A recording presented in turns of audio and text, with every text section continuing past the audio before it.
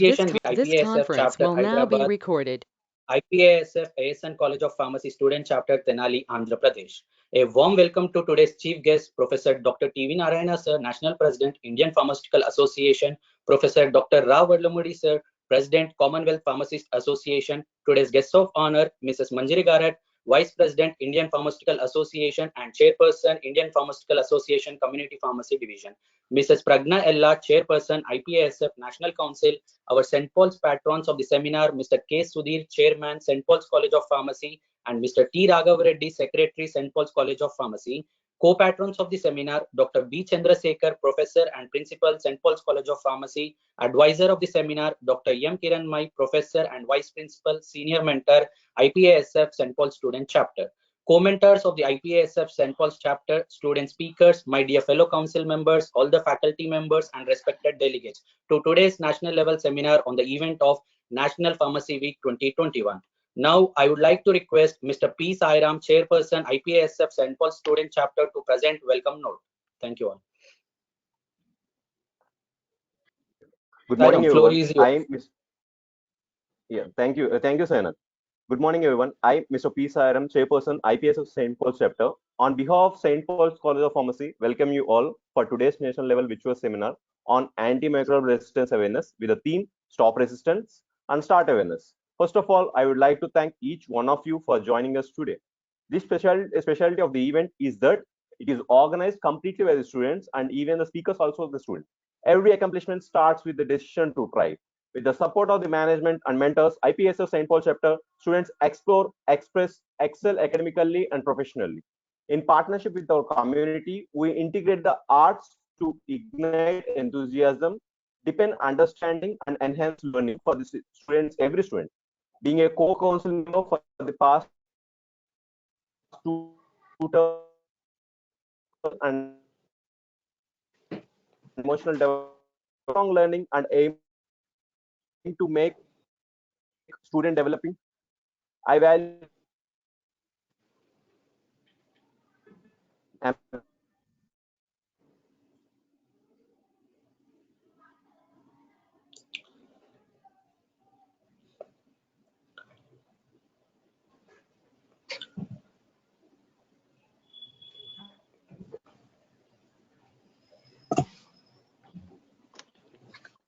one suggestion: if there is problem in audio, whoever is speaking, please switch off your video so your bandwidth is sufficient to give audio. Yes.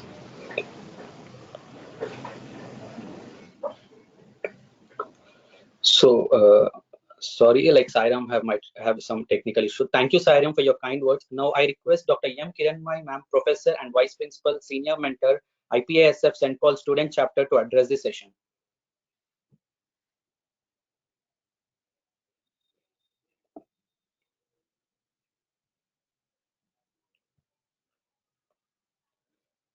Ma'am, sorry to interrupt, ma'am. Ma'am, we are not audible Unmute. With your voice. Yes. I unmuted myself. Thank you, Sainath. Respected chief guest of today's virtual seminar, eminent personality of pharmacy profession and our senior most mentor from 1 decade, Professor Rao Vadlamudi, President, Commonwealth Pharmacist Association, and our today's guest of honor, Mrs. Manjari Sandeep Garat, Vice President, IPA and Chairperson, IPA Community Pharmacist Division, Vice President, International Pharmaceutical Federation, FIP, and Mrs. Pragna Ella, Chairperson, IPSF India, and the entire team of St. Paul's College of Pharmacy and all participants, a warm welcome and greetings from St. Paul's College of Pharmacy. First of all, I would like to appreciate all IPSF members for being associated with us in practicing student governance and also to be a part of this seminar. So I congratulate all the IPSF student chapters on this occasion to join together to make this event. And as a part of National Pharmacy Week 2021, we want to give awareness about the most important and need of the our topic, that is antibiotic resistance. And being an integral part of healthcare system, and healthcare profession, how pharmacist has to respond to this issue, and what is the vital role of pharmacist in giving awareness and in spreading the awareness and in stopping the resistance, and what is his overall responsibility, and how generally resistance develops, what are the factors involved in it, and can we combat it, what are the measures to be taken, and what is the role of patient counseling in controlling this. All these aspects our student leaders are going to deliver, going to speak on this platform. And in this present era of student centric education, I can say, and National Education Policy 2020, we St. Paul's College of Pharmacy always keep bird eye view on student activities and their leadership skills. So we always encourage students in participating various events and to organize various events also. So with guidance, with just initial guidance, quality initiatives, they can take up the task and they can lead the task to the finishing stage. So that we have seen last year also the same kind of conference we have conducted. So with all student chapters together, and Pragna Ella has supported us in a tremendous way last time also. And this is the second time we are conducting this kind of event.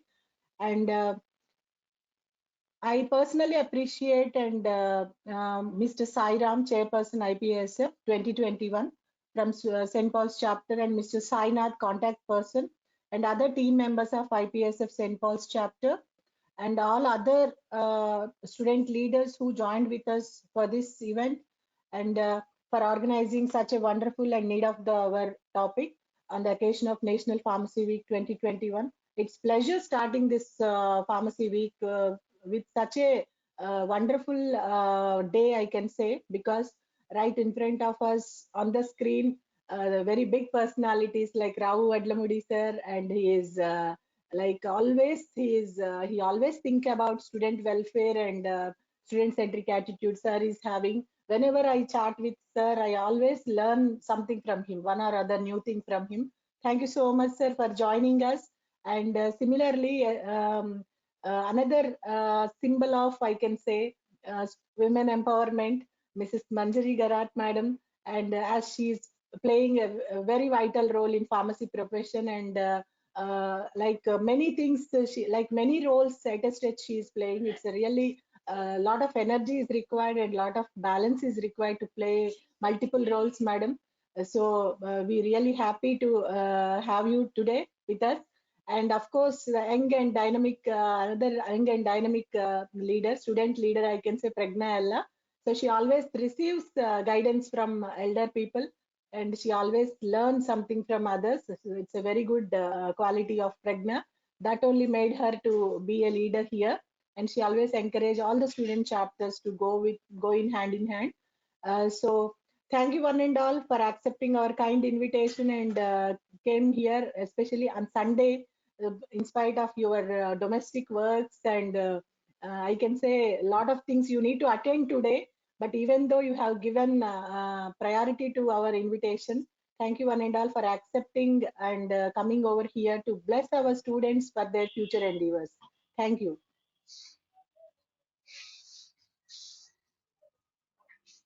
Thank you, ma'am, for your valuable words and inspirational guidance as always. I request guest of honor, Mrs. Pragna Ella, Chairperson, IPASF National Council, Assistant Professor, ASN College of Pharmacy, Tenali, to address the session. Ma'am, floor is yours.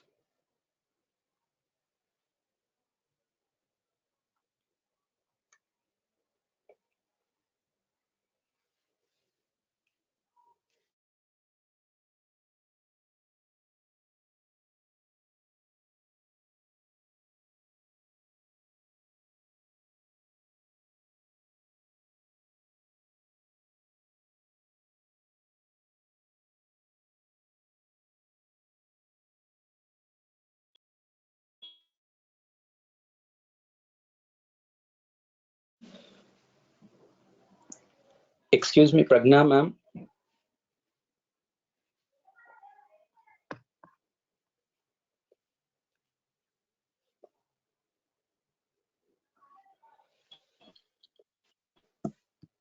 due to some technical issues, ma'am have left, I think. So we'll be moving to the next. I request our next guest of honor, Mrs. Manjiri Garat, ma'am, Mrs. Manjari Sandeep Garat, ma'am, Principal in Charge, Principal KM Kundani College of Pharmacy, Mumbai, Vice President, Indian Pharmaceutical Association, and Chairperson, Indian Pharmaceutical Association, Community Pharmacy Division.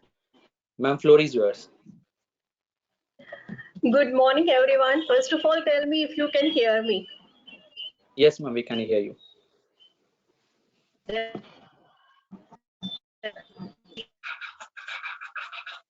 Not anymore.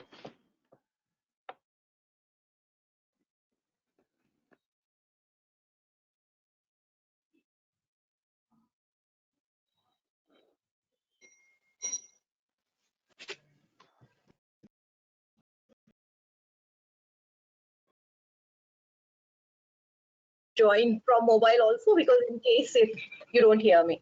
All right. A very good morning to you. Can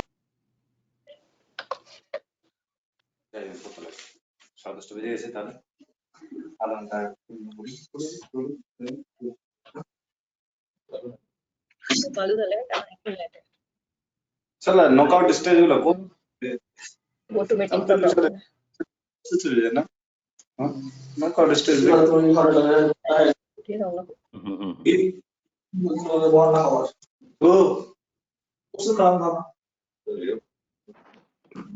तर पिढे गेली का नसता बोलायला सांगितलं आणि ते join नाही. Go to meetingचा problem आहे. Ma'am, you're audible, ma'am.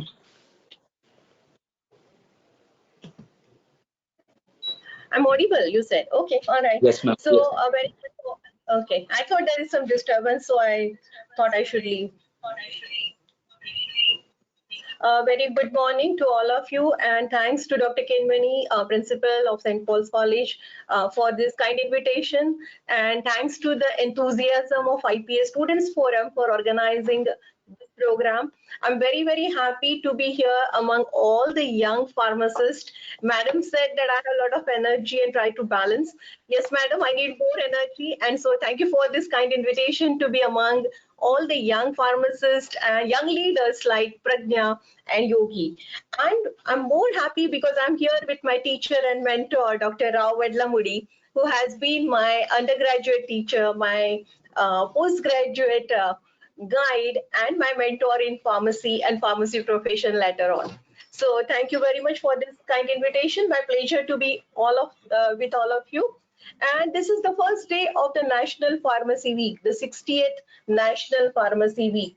And the theme of this event, the NPW, is pharmacist, an integral part of the healthcare.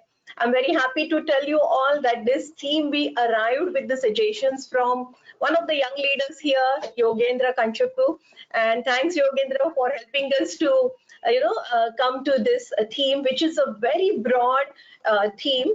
And pharmacists have shown their potential ever than before during the COVID-19 pandemic. And therefore, this theme becomes extremely relevant and very meaningful in today's world.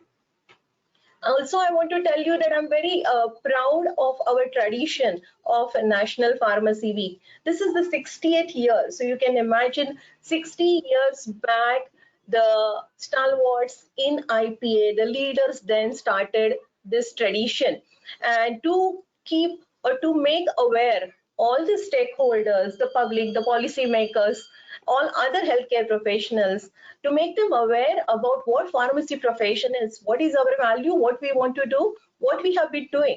And this is, I feel very encouraged and inspired that time, 60 years ago, they had this thought in their mind and they started this tradition. And IPA has been religiously following this tradition of National Pharmacy Week.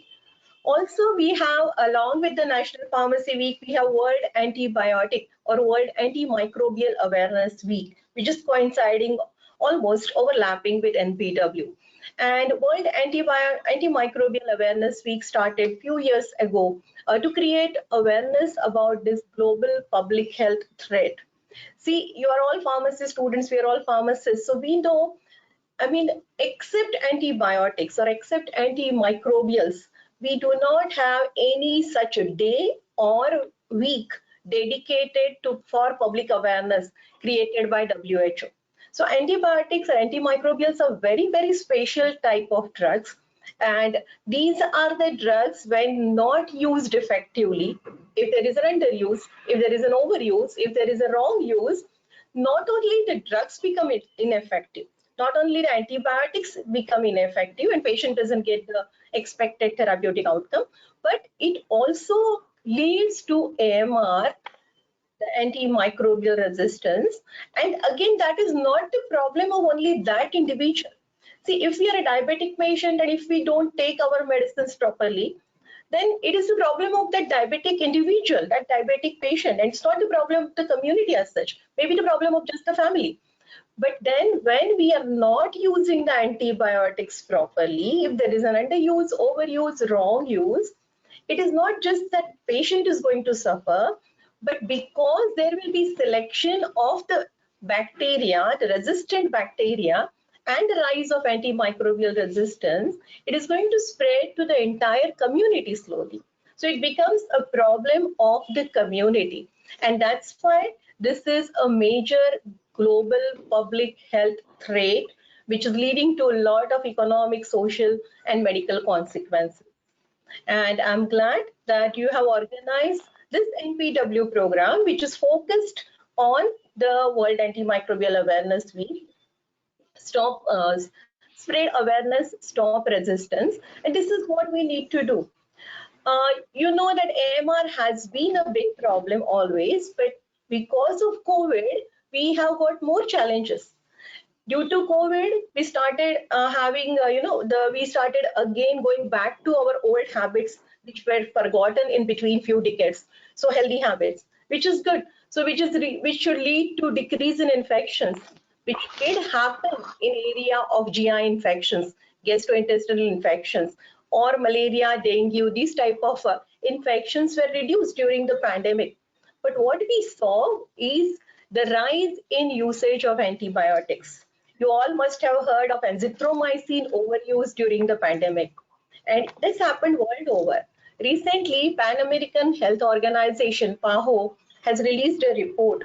And it is shocking. There are revelations that there is so much of overuse of antibiotics during the COVID-19 for even mild infections, then that it is going to complicate the matter of antimicrobial resistance, and it is going to pose more challenges for us in the future. So this is the area where all of us need to keep working at our individual level, at our community level, at our professional level, and we need to actually focus on prevention so that we need less antimicrobials in future. And so there is reduced chances of AMR. When we less use antibiotics, there is reduced chances of AMR. And I understand most of you here are students. So as I tell to my students, so prevention is the key. And therefore, what is needed is a good lifestyle. And good lifestyle is all about the nutrition, enough adequate sleep, less use of social media, and so on, because we can build a resistance power. So as a student, try to inculcate that habit of healthy lifestyle. When you're young and when you're following a healthy lifestyle, you have much lesser chances of developing many diseases later on. So at an individual level, we have to have this consciousness. Being a pharmacy student, we need to be much more conscious about these facts. And then we need to spread this awareness about the prevention and the management. If we cannot prevent and if the person has infection, then the counseling for antibiotics, completing the course, or before or after food. So many counseling things are required. So spreading that information in the community, at maybe in the family, maybe in the neighbors, maybe among the friends, that is very much important, because we need to be pharmacists in the heart all the time. Whether you become a community pharmacist or whether you become a hospital pharmacist and then start counseling, it doesn't matter in which profession, in which sector do we go, but we have to be pharmacist in our heart. And so at an individual level, we have to be very conscious, and we have to also extend this knowledge to our community, to our family, to our friends.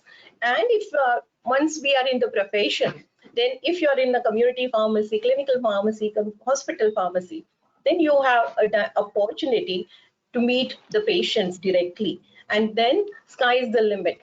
We can do wonders with our patients by patient education, by patient empowerment. And in the area of AMR, in the area of responsible use of antibiotics, we need to be really focused and we need to work on this. I'm proud of the work done by IPA Students Forum in the previous years and the enthusiasm which I see now. It all started in the TB fact card project when the students participated enthusiastically way back in 2005, 2006. And students have shown great potential to create awareness in the community, to support to act as a support system to the pharmacist. And IPSF must continue with all these activities in future. And I'm very happy to see that after me and Dr. Rao and Pragna speak, the student leaders are going to talk about AMR. So, madam, congratulations to you and your team for organizing, such a program where the students are going to speak about AMR. When the students are the speakers, they're definitely going to, read much more, research much more, and then speak about it. So this is really a good beginning. And if I can also appeal to all the students to visit the websites of FIP, attend the digital events which are coming up in the entire week now for the regional events as well as the global symposia on AMR. So keep in touch with these international developments. Keep attending. It's very easy now to be, connected to the world and through the digital technology. Also, Commonwealth Pharmacist Association website. It's wonderful. You can see a lot of posters, lot of messages. They also have, I think, the game, AMR game on, I think, 24th.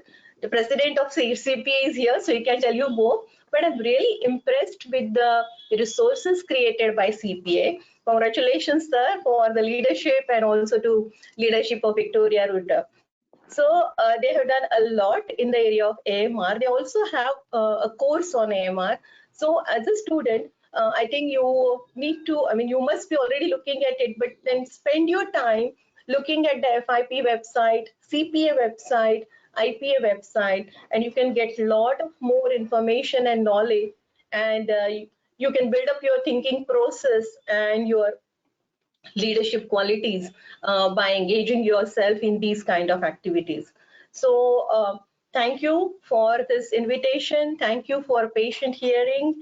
And I'll be attending the program later on also, but from mobile because I'll be traveling for some time. But I'm very interested to listen to all the students who are going to speak about AMR.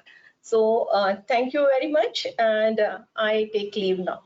Thanks, madam. Thank you, ma'am, for your insightful and encouraging words. Thank you, ma'am. Now I request our guest of honor, Mrs. Pragna Ella, Chairperson IPSF National Council, to address the session. Thank you, Saina. Thanks for the opportunity. First of all, a very good morning to all the respected mentors of IPASF who are guiding us from the day one itself when I am joining into the IPASF. That is Manchari ma'am and Rao Badlamudi sir. So not only in the programs but in all the very important decisions which I am taking in the IPASF, they are there with me to support, and I'm so happy to share the screen with all of them. And moreover, thank you so much for Kiranmai ma'am for giving us this opportunity to conduct this program in such a grand way. The thought, we are gathering all the students who are interested to take the session and collected them on one board and making them to prepare and giving the awareness to all the other people. It's like a great thing. Definitely, the main aim of IPASF is to bring about the leadership qualities of the students. So after seeing the design of this program, it proves that the aim is going to be completed and all because the students itself came forward and interested to be a part of all these kind of programs. And this is not only the first time, this is the second time we are planning this kind of program with St. Paul's. For this, I want to thank Kiran ma'am. Always, it's been a pleasure to associate with them. On this note, I also want to thank Sudesh sir and Raghav Reddy sir for always encouraging IPASF.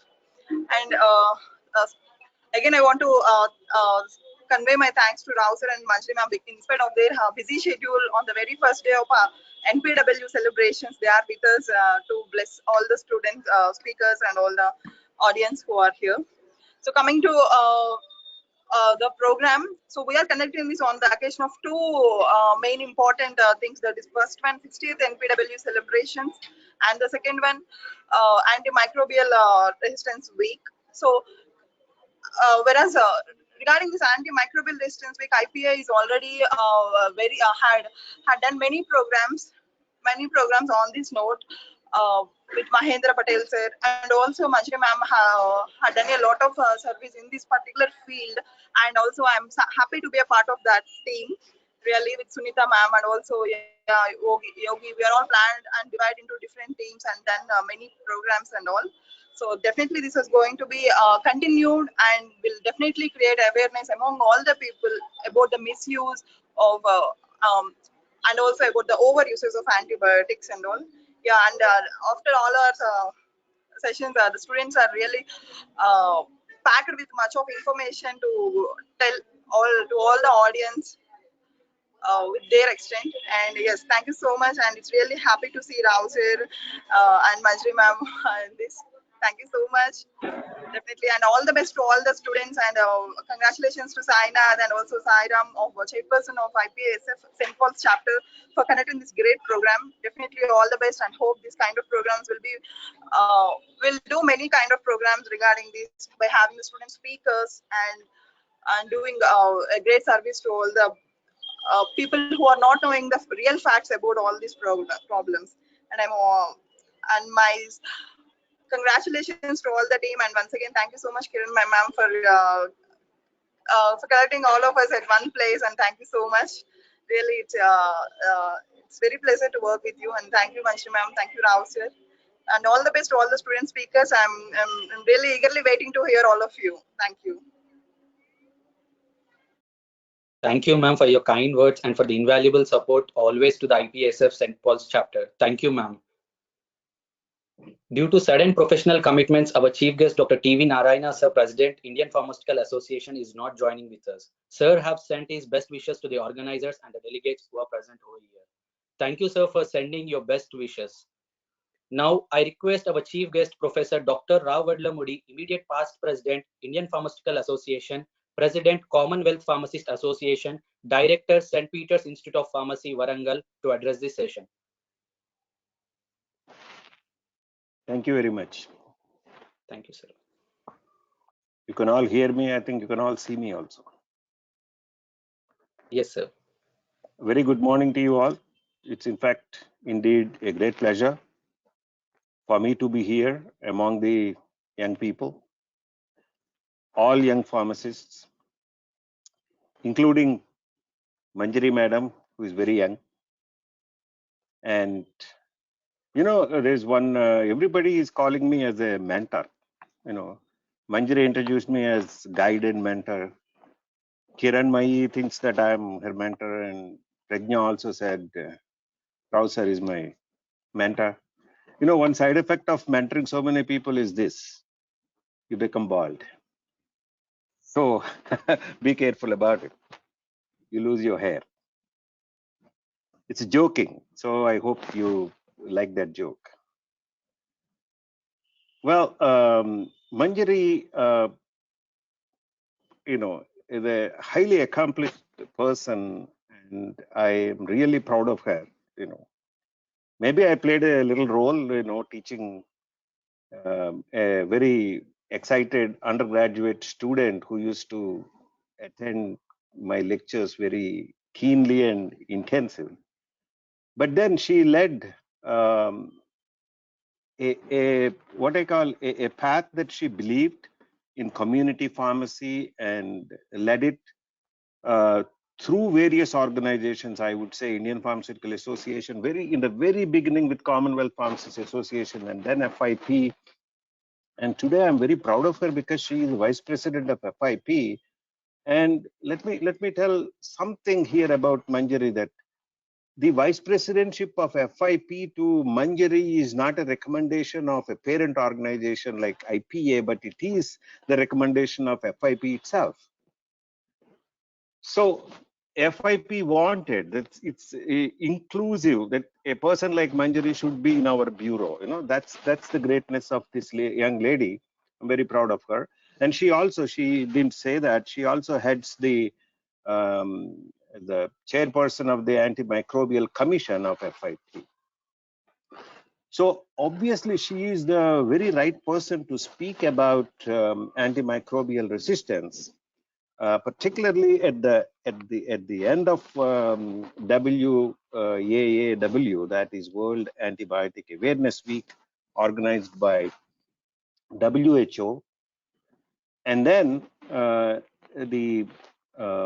very correctly Manjari said, you know, we have been proud of doing this National Pharmacy Week for several years now. The purpose being to build awareness of the pharmacist in the community and all stakeholders.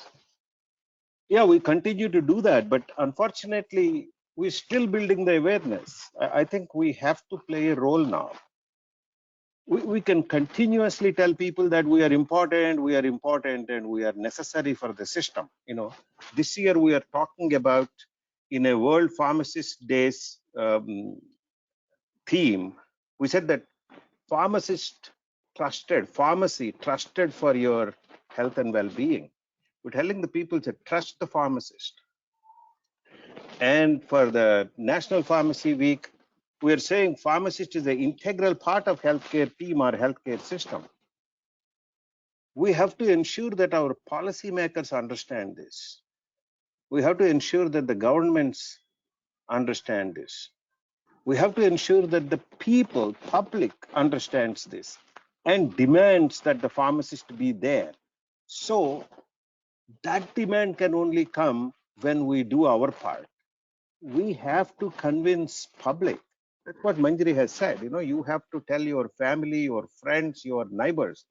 So we have to convince them that we are the experts in medicines, you know, because pharmacist is defined as post-diagnosis. He is the most technically competent and readily approachable expert on medicines. Some of our doctors' friends do not understand that. They think that it is, if they agree that pharmacist knows more about medicines, they think that it is, you know, it's a threat to their community or their profession. It's not really. People have to understand.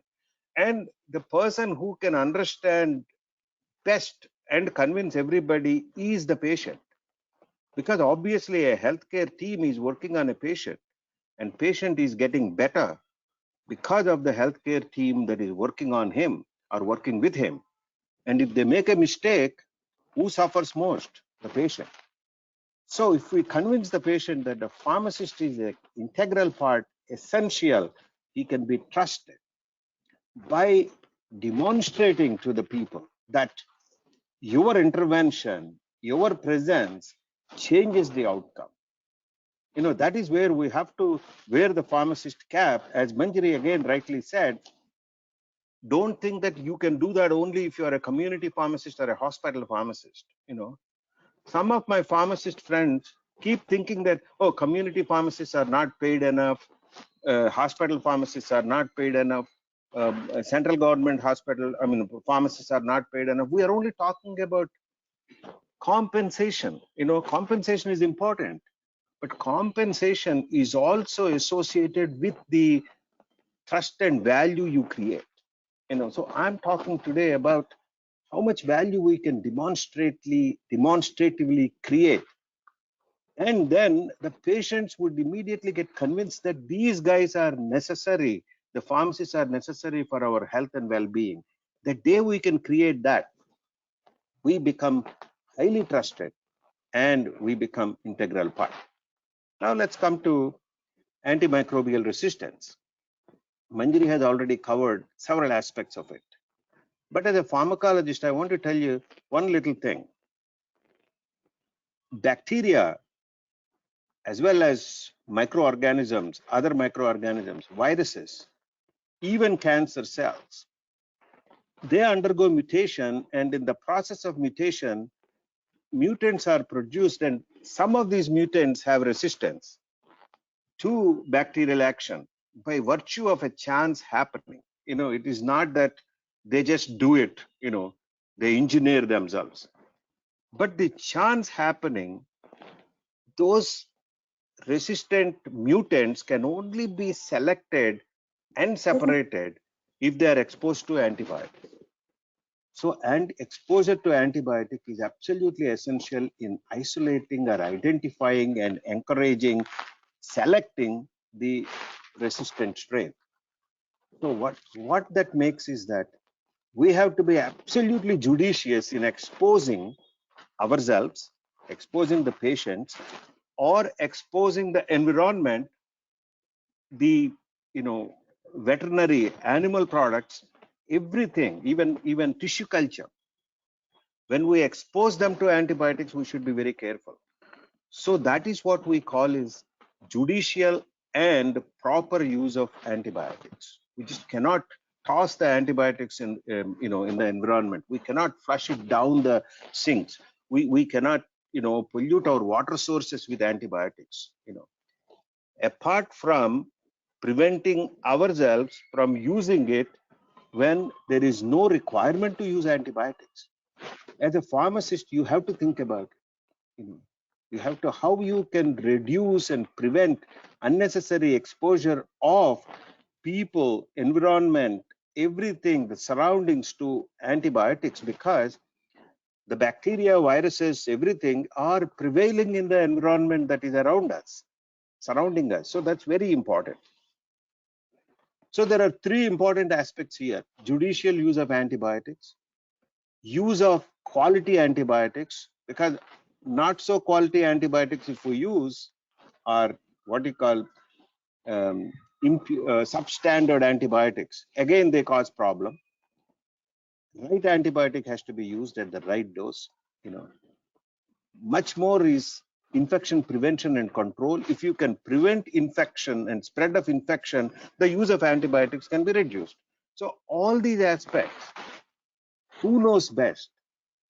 Pharmacists know best. Public health people also know very well. So we have to, pharmacists also should play a role of pharmacist and a public health supporter or public health provider. So I request all young pharmacists to understand this and behave like experts in managing antibiotics and reducing antimicrobial resistance. That's what we call as antimicrobial stewardship. So Manjari has already mentioned Commonwealth Pharmacists Association has a program that is the CWPAMS, Commonwealth Antimicrobial Stewardship Program, partnership for, and this partnership is prevalent in 18 or 15 of African countries. I'm trying to get that also into India. A part of that is being antibiotic guardian, which last year Mahendra Patel, a pharmacist friend from UK, is also a patron of Commonwealth Pharmacists Association, as a drive through India, making several of us antibiotic guardians. If you want to be an antibiotic guardian, you have to act like an antibiotic guardian. For that, you have to understand how antibiotics act and how resistance develops about them. So as pharmacists, you have to be experts in this particular area. If you are not today, please try to be. That's what Manjari said. I would also be excited to see how the students would talk about this topic from several aspects after researching and getting a lot of information.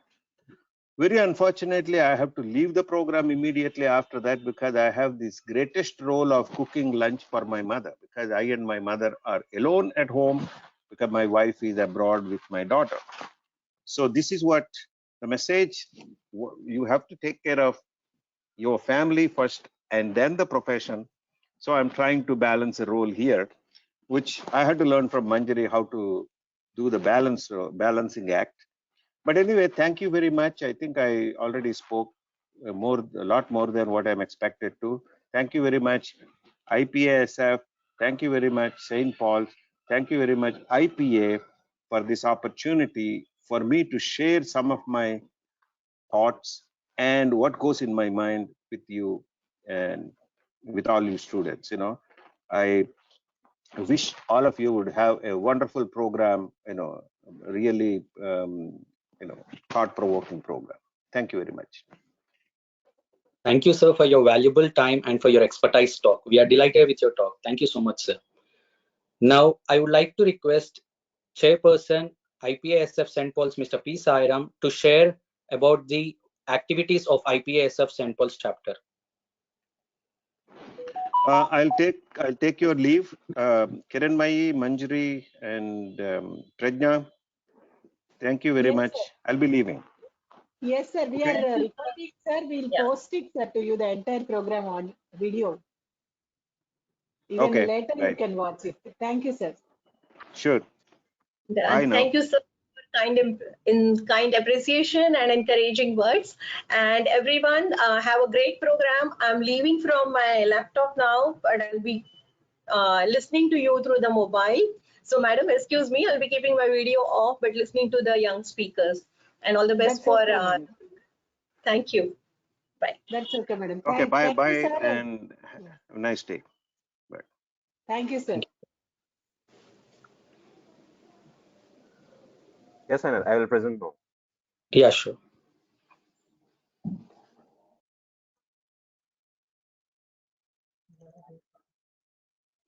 Recollect the memories by watching our journey video.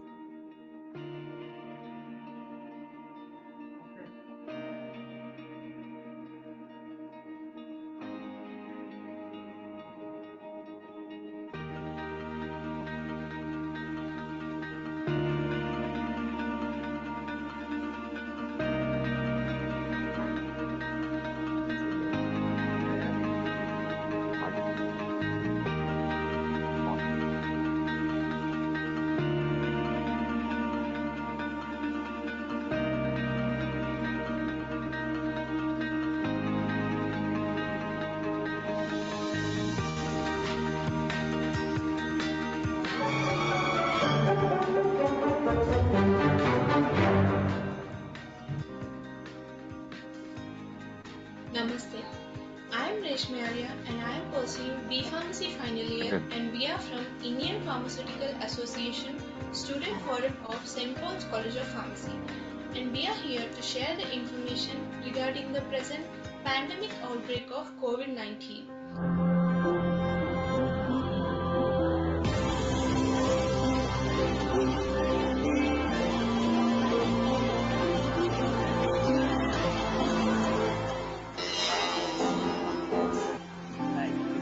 Here to help me out.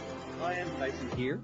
What to say, John? Due to my smoking habit, I don't know. Can you help me out by sharing some important information about the COPD, heart disease, persistent cough.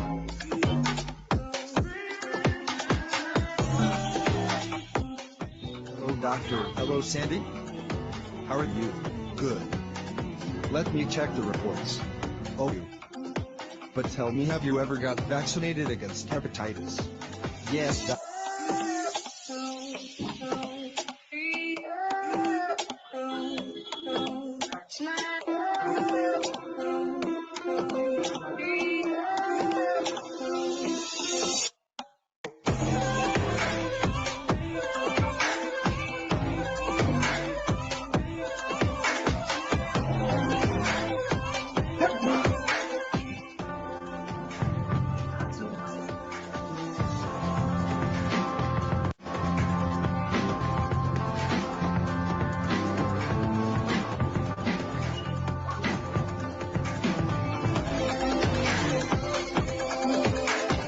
Glucose get into your cells to give them the energy. With the type 1 diabetes,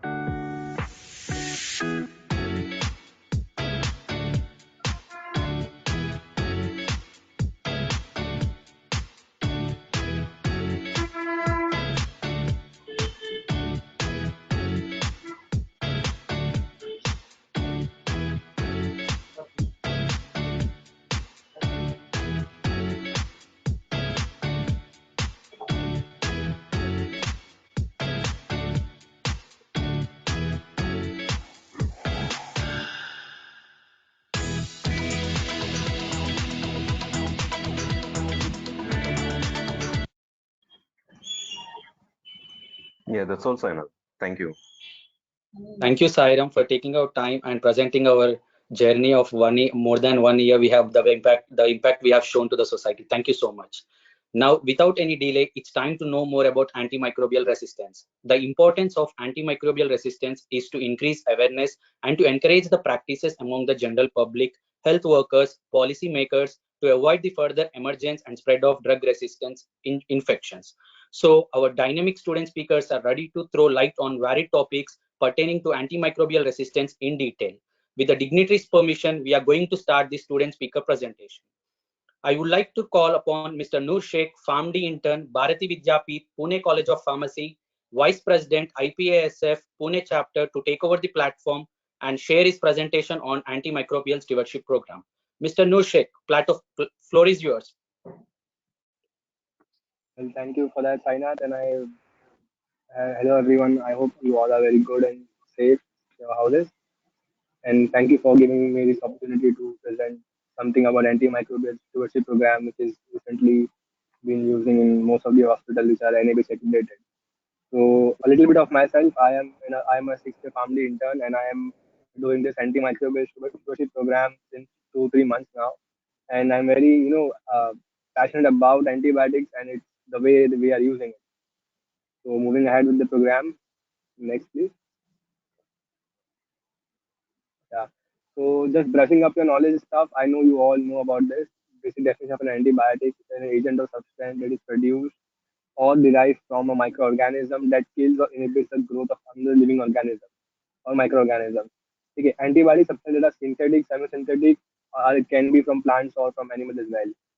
Antimicrobial are the agents which are mostly are the same, but they affect most of the microorganisms as well as mycobacteria, bacteria, fungi, parasites, and viruses as well sometimes.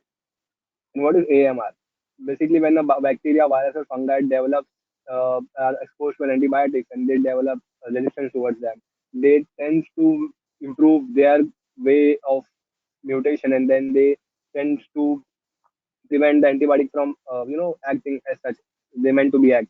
For example, the penicillin binding protein has been stopped by most of the penicillin binding bacteria. So that is kind of an resistance which I've been facing right now. Another example is MRSA, which is methyl resistant sensitive antibiotics. So methicillin antibiotics are not morely used when there is a presence of an MRSA gene in the bacteria. Next slide, please.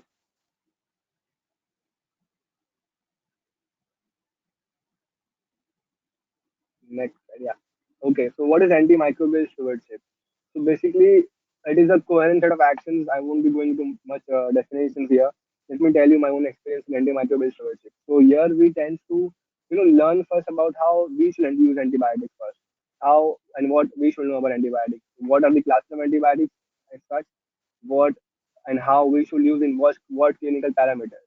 For example, ceftriaxone, which is a second generation cephalosporin, and metronidazole are mostly used in combination to treat bacterial GID infection. So we should know about such clinical parameters where the patient tends to be in a very difficult situation with supra infection or infections in their gut or any other infection. So we need to be prepared for that. Which antibiotics are used in which areas. So AMSP tends to overlook about all the antibiotics previous like this. So yeah, okay.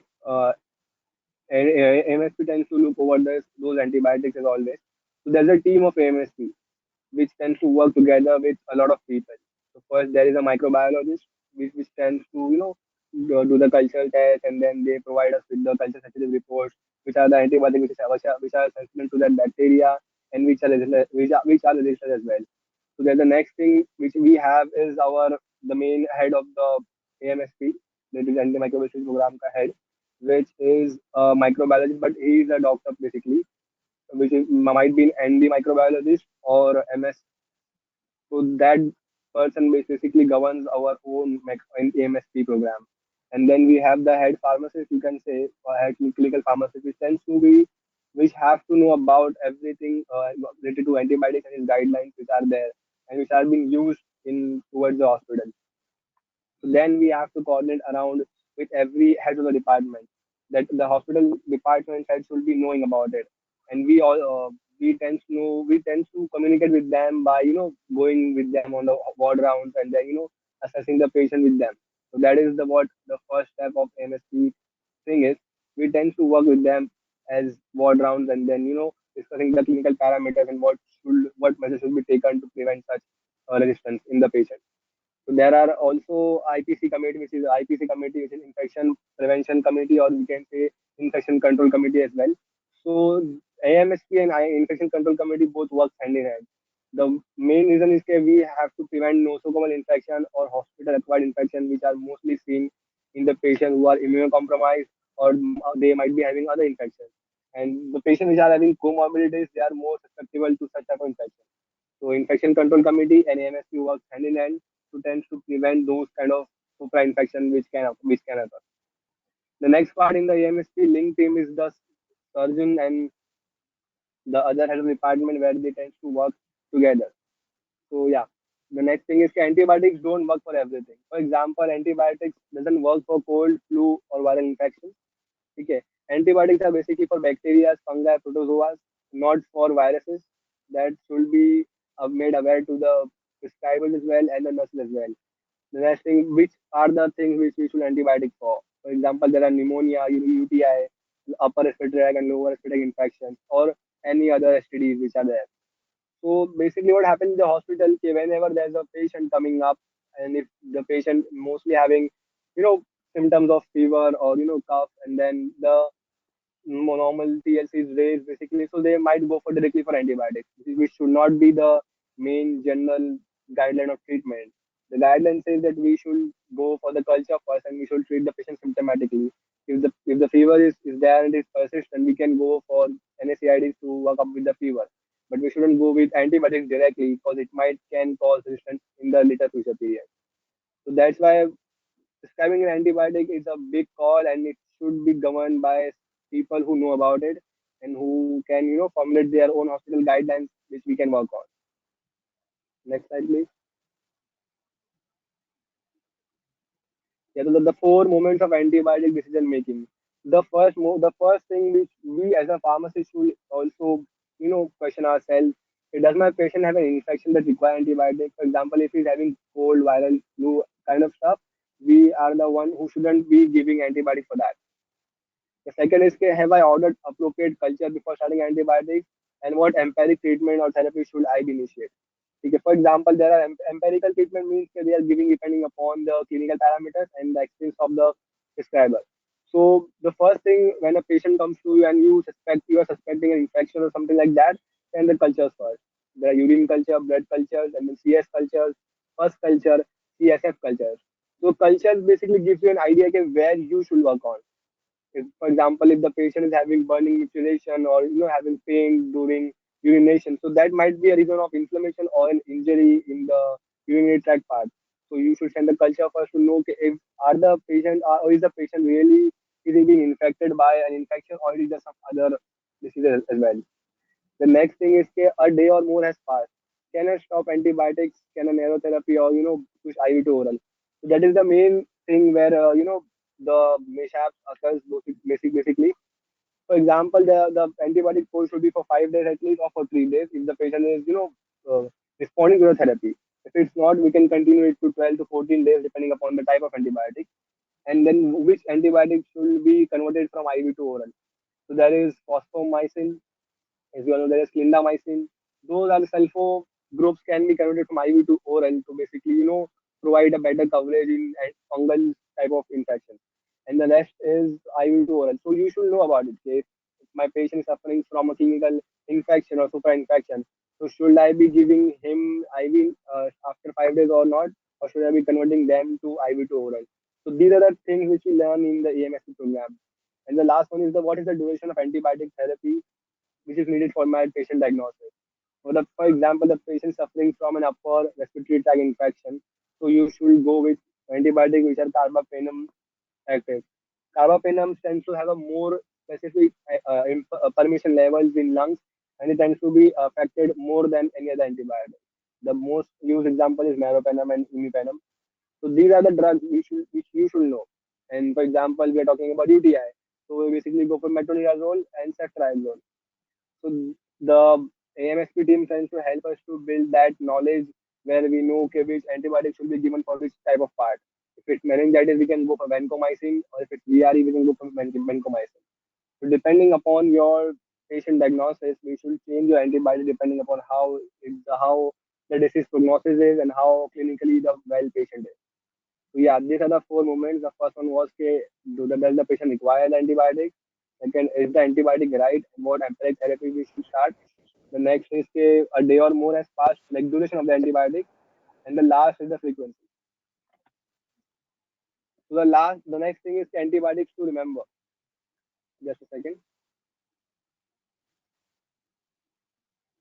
Yeah. Okay. Yeah. So previous slide, please. So we have this kind of thing which we call as access group, watch group, and restricted group. We can say.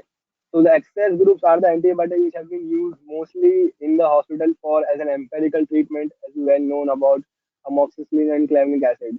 It is mostly used for infection which are manageable by a broad spectrum antibiotic or an infection or a sulfomethazole kind of infections which can be treated by them. So access group are the one which you should be knowing about them. Like for example, amikacin, amoxicillin, ceftriaxone, cefuroxime. So these are the drugs which you can give empirically, but you should be aware about their duration of action and about the duration which they're given on. For example, amox will be given for 7 days, and after that it has to be stopped. So those are the parameters which you should be checking about in a group of access to remember. The next is the watch group. The watch group is the group where the main part of the watch group is the post surgical prophylaxis, you can say, or the surgical prophylaxis treatment, or the after awaiting for the culture basically. So when you send a culture for a patient, you are diagnosing this might be the patient who is having any sensitivity pattern, or he or she is resistant to any antibiotic. So you have sent the culture, but at that time, what you should get? So the antibiotic which tends to cover both the spectrum of activity, for example, gram negative and gram positive.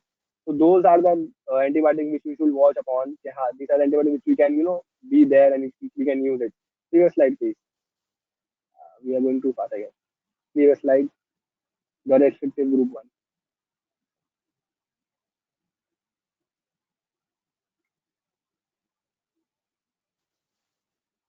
Hello, am I audible, right?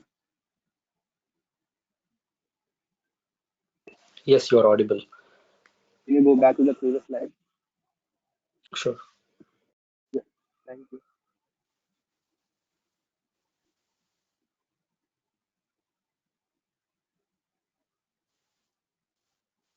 Okay, I'm not able to see the previous slide, but it's okay. So the last group is restrictive group, which we are basically reserving them for the infection which are more susceptible and more tough to manage. The example is MRSA, then VRE, vancomycin resistant empirical, and carbapenem type of infection. So these infections which are there, they should be treated with specific antibiotics. Like for example, we are using linezolid for MRSA, and when we are using VRE, we are using vancomycin resistance, we are using carbapenem. So these are the measures which you have to take when you are prescribing an antibiotic or overlooking for that.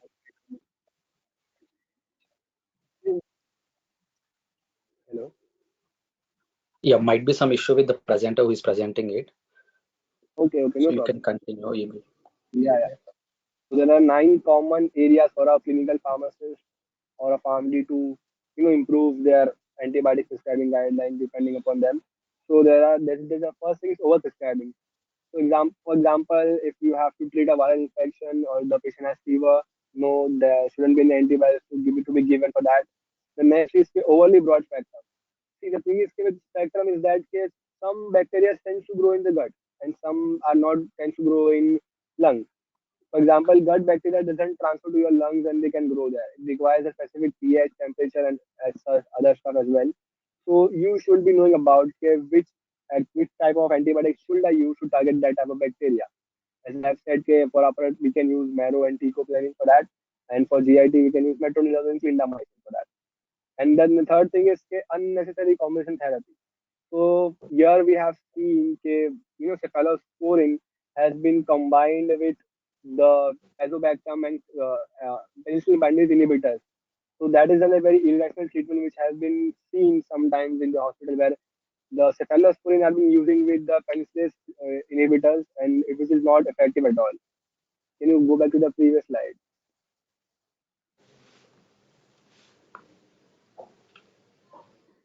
You are going too fast.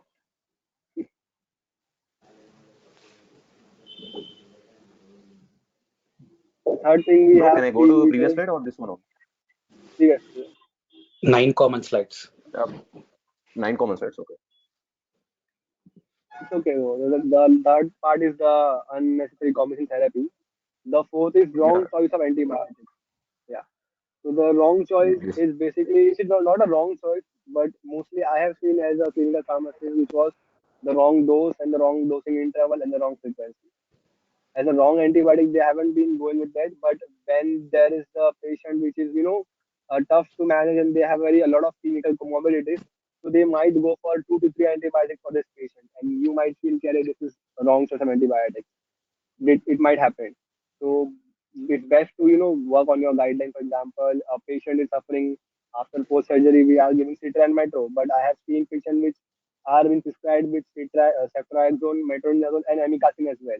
So that is kind of a thing where the ceftriaxone is basically covering everything else in the GIT part and super infection, and metro is basically for your post surgery prophylaxis. So why amikacin? So that's where the prescriber, differs with us. He tends to give a dosage of 3 antibiotics where it should have been two only. So you can actually work on that field where you can know, okay, post surgery things are very much complicated and we need only 2 to 3 antibiotics for that. But sometimes prescriber prescribing more towards that. Next is wrong dosing and wrong dosing interval, which I have seen a lot in the hospitals as well, because I don't know okay, what is the reason for them. I don't know really okay, what is happening in the prescriber mind. But as what the guideline says, sometimes they unfollow it and they go depending upon their own empirical treatment. So there is your part to make aware them okay, which is the antibiotic you should have given and what you can do. So there's this study going on where you can actually aware nurses of it. You can aware nurses and paramedical staff as well. Okay, what are the doses for post surgery and pre surgery, and what you should give after post surgery. So those things which as an AMSP intern you can do. And the last one is delayed administration. So the administration basically get delayed sometimes when the doctor prescribes, the nurses writes, and it's sent to the pharmacy. But the time duration for that might be elongate due to some other issues or due to the hospital. So we have to check also on that case if the doctor is telling to prescribe at the same time, it shouldn't be in the said medication as well. So yeah. Next thing we can see is here. Next slide. Yeah. So the first thing on the right side you can see is the antibiotic treatment of it, and the down one is the post-surgical prophylaxis procedure. So first antibiotic treatment. So we have to check what is the indication on which the antibiotic has been prescribed. It is a bacterial infection or a viral infection or inflammation or colonization or microbiological testing. The next is the prescribe. If he has prescribed some antibiotics, we have to know okay, is it an empirical treatment, a definitive one, or post-surgical prophylaxis, or it is given because of any other comorbidities or any other prehistory for that, and then review it. Okay, is it the right dose, right indication, and then is it right to switch from IV to oral, or is it right after the microbiological result has come? So after the culture has came, so is it right to give that same antibiotic? So that is we have to review as an AMSP intern. The next thing is your post-surgery prophylaxis. First thing is what is the surgical procedure. If you know the surgical procedure and in what region it has been done, the next thing is prescribing of the antibiotic to prevent any post-infection after the surgery. So the same thing, right antibiotic, right time, right duration, and right dose and right frequency as well. And what are the risk factors for that? Risk factor basically governs around, if there is an antibiotic which tends to cover only gram-negative bacteria or gram-positive bacteria, but after any gut infections or in any neurosurgery, we have to go for at least 2 to 3 antibiotics, which are covering at least 2 to 3 different coverage. For example, one is covering gram negative, and the other one is broad spectrum, and there's other one which is accompanying gram positive. So we have to see that. And the main thing which a prescribers lacking and the nurses are lacking in that case, antibiotics in post surgery should have been stopped after 24 hours, after 3 doses. But as I've seen, that sometimes it doesn't happen at all. They tend to continue antibiotic for 3 to 5 days, and the patient is have been seeing fever spike. So no, that is not the real great option to go with. It might create a risk in the future. So we remember that, do remember that antibiotics after surgery should have been prescribed only for 24 hours, not more than that. Or if it's after 24 hours, the culture should be sent, and the culture should have the report, what is the clinical diagnosis for the patient. Next slide. What are the documents for the AMSP? So there are like two things which we do in the AMSP thing. There's an AMSP form, which I'm going to show in the next slide, and there are electronic records which we maintain on the Excel sheet first. And then what do we do with this data? So we data basically data interpretation has been done first. Okay, we tend to know about these are the antibiotics which are mostly used in the hospital, and these are the ones which have been lessly used. So why those antibiotics are not used much, and why those antibiotics are used more? So there is a reason behind it, and then we do the statistic about them. Okay, should we continue the same antibiotics for over a year, and should we tends to look out for the antibiotics which are not there in the market yet, or which are there in the market yet but not in the hospital. So we have to check about it as well. Okay, as as an AMSP intern, you should know, okay, why there's a gap between the first generation of cephalosporin and the third of them. So now we are using the third and second mostly in every other infection, but not the first one. And why penicillin V is not used in India. So those are the things which you should be aware about. Then the third thing is the signals to check about with antibiotics having prescribed. So that is basically what when you go on ward rounds, you tend to see that there are a lot of antibiotics and a lot of other agents are prescribed together with them. So are they interfering with each of them, or are there any drug interactions with them, or there are any drug adverse reaction as well? So we have to check about that as well. As an AMSP intern, do we know? We should be knowing about it. Yeah, there's a signal always generation. Like for example, if the patient suffering from a report where it says generally, where it says it can't be given carbapenem antibiotics, but the doctor has already prescribed him meropenem. So that is very uh, wrong way of prescribing, and then we can actually intervene on that, and we can advise them to change it to some other antibiotic which is more sensitive to that patient. And the last thing we do to know how the prescriber prescribes, the prescribing pattern. And it changes upon depending upon the years has been passed due to the increasing AMR right now. So as I have said, we are right now at the third generation of cephalosporin, we're using that only. And after that, there's only one generation remaining, which is FFI, the fourth generation. And same as it has been seen with meropenem and then imipenem and ferropenem, we are keeping a few of the antibiotics as reserved for the next couple of years, so we can actually use them when it is mostly required, not right now. So we are making aware of the prescribers and the nurses as well to not prescribe ferropenem on discharge. Either go with doxycycline or any clindamycin kind of agent where you can actually treat the infection with tablets, not go for ferropenem, not go for any high-end antibiotic which tends to cause any other types of infection or other comorbidities in the patient. Yeah, so that is from my side. As an AMS intern, we should know about everything. And yeah, and the thing is that these are the two forms which you can see here. On the left one is the white form where we have to fill it depending upon the patient if he is using an antibiotic or not. So as you can see, I have wrote here. If you can zoom in, you can see. Get this is kind of an intervention for me, okay, where I have told the prescriber to change the dosage of the antibiotic. So the prescriber has been prescribed, though the patient was the patient of an road traffic accident. He went into a surgery, and then post surgery, the prescriber prescribed him with cefuroxime for 3 days. And the dose was 1.5 gram IV for BD, and the TLC was normal as you can see. So as a clinical pharmacist, you should know about the lab parameters as well. I feel where you know why we should not give higher antibiotics when the TLC is normal, and why we should give lower antibiotics when the TLC is normal. So here the dosage is completely wrong as we can see. Of course, the first stat dose of ceftriaxone pre-surgery is 1.5 gram, but post-surgery it is 750 mg BD, OD or BD.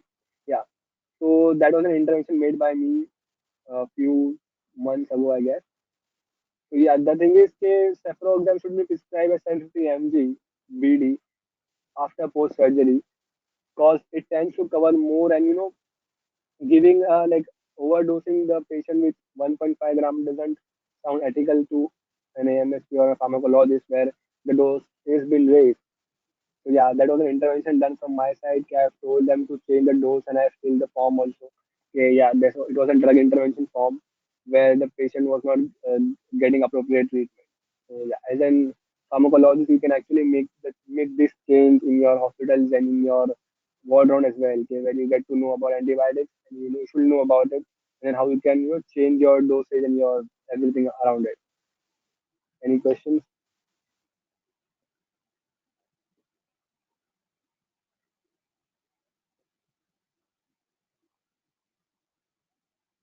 No questions. If it's okay, can we take the questions at the end of all the student sessions? Yeah, sure, why not? Okay, okay. Thank you, Mr. Noor Sheikh, for letting us know about the amazing concept of antimicrobial stewardship program. And in spite of your busy schedule from your medical camp, also you have been came forward to make sure that commitment should fulfill. And thanks on the behalf of IPS of St. Paul's for your acceptance with us. Thank you so much.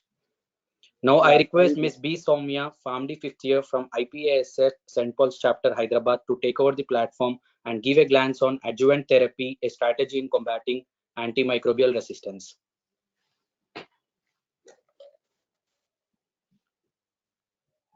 Floor is yours, Soumya. Thank you, Sainath. Good morning, everyone. Good morning to all the delegates present over here. Myself, B. Soumya. I'm studying 5th year PharmD at St. Paul's College of Pharmacy. Today, I'm going to present on adjuvant therapies, a strategy in combating antimicrobial resistance. So first of all, let me tell you the adjuvant therapies. Whenever an antibiotic is given to treat particular infection, these microorganisms obtain or develop resistance against these therapies, these antimicrobial agents over time, not intentionally, not engineered, and these microorganisms develop resistance due to many causes such as long-term use, overuse, or inappropriate antibiotic selection. In that situation, we use many therapies like adjuvant therapies and other strategies to combat such an antimicrobial resistance. Next slide, please. So these are the main contents of my presentation. So here I'm going to introduce the antimicrobial resistance. Next slide, please. Next slide, please. Okay. Antimicrobial resistance. As I already said, antimicrobial resistance occurs. Antimicrobial resistance occurs due to this overuse, long-term usage, and inadequate diagnosis also. So antimicrobial agents, they are ineffective towards these microorganisms. As they develop resistance, these antimicrobial agents become ineffective, and it becomes difficult to treat the disease, and this may also lead to death. So the present situation in India is the number of resistant cases have been identified in many parts of India. So there is a high prevalence of the gram-negative bacterial resistance. Next slide, please.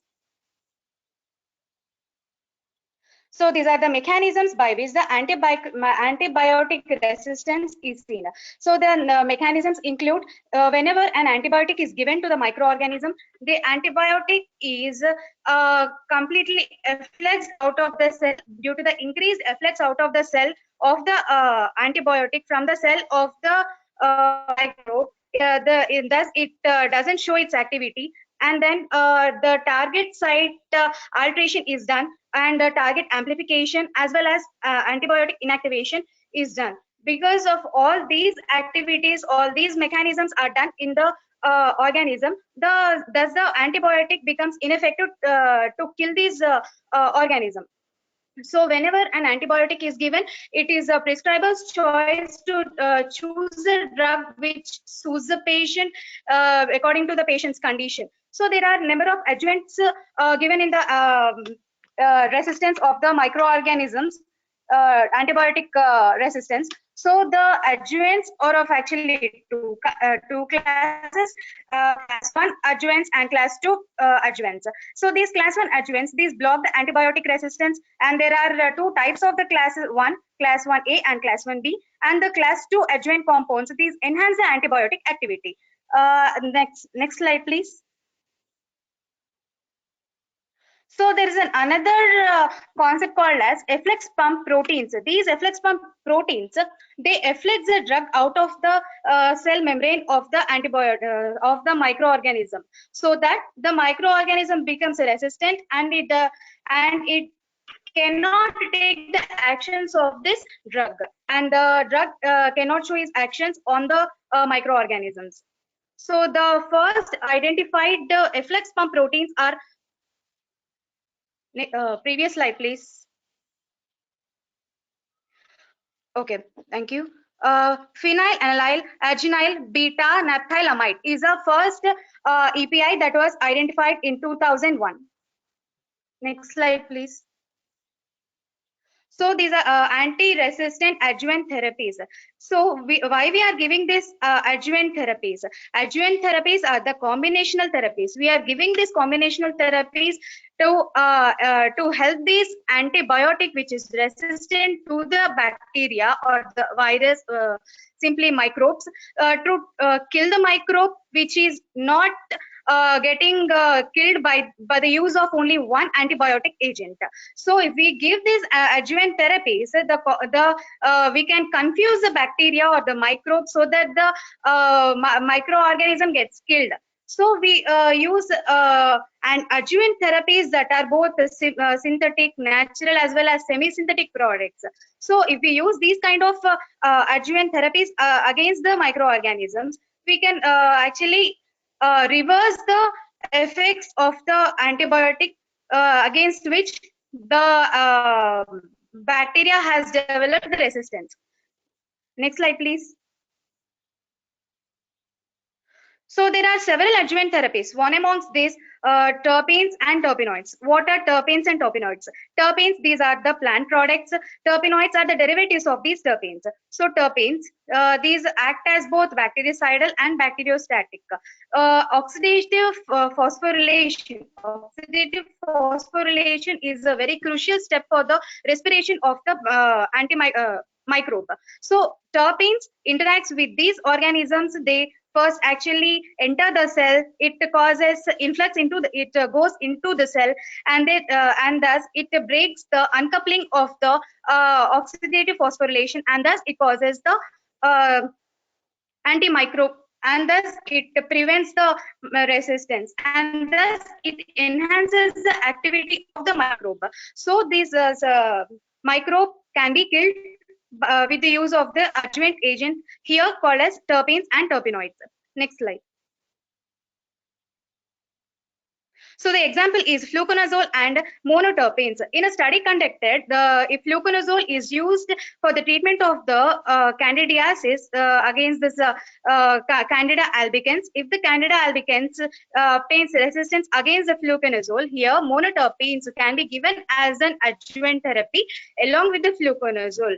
Monoterpenes examples could be thymol and carvacrol. So if this combination is administered to the patients who have resistance, where the Candida albicans develop resistance against the fluconazole, if this combination is given, the FIC, that is fractional inhibitory concentration, is shown it's less than 0.5.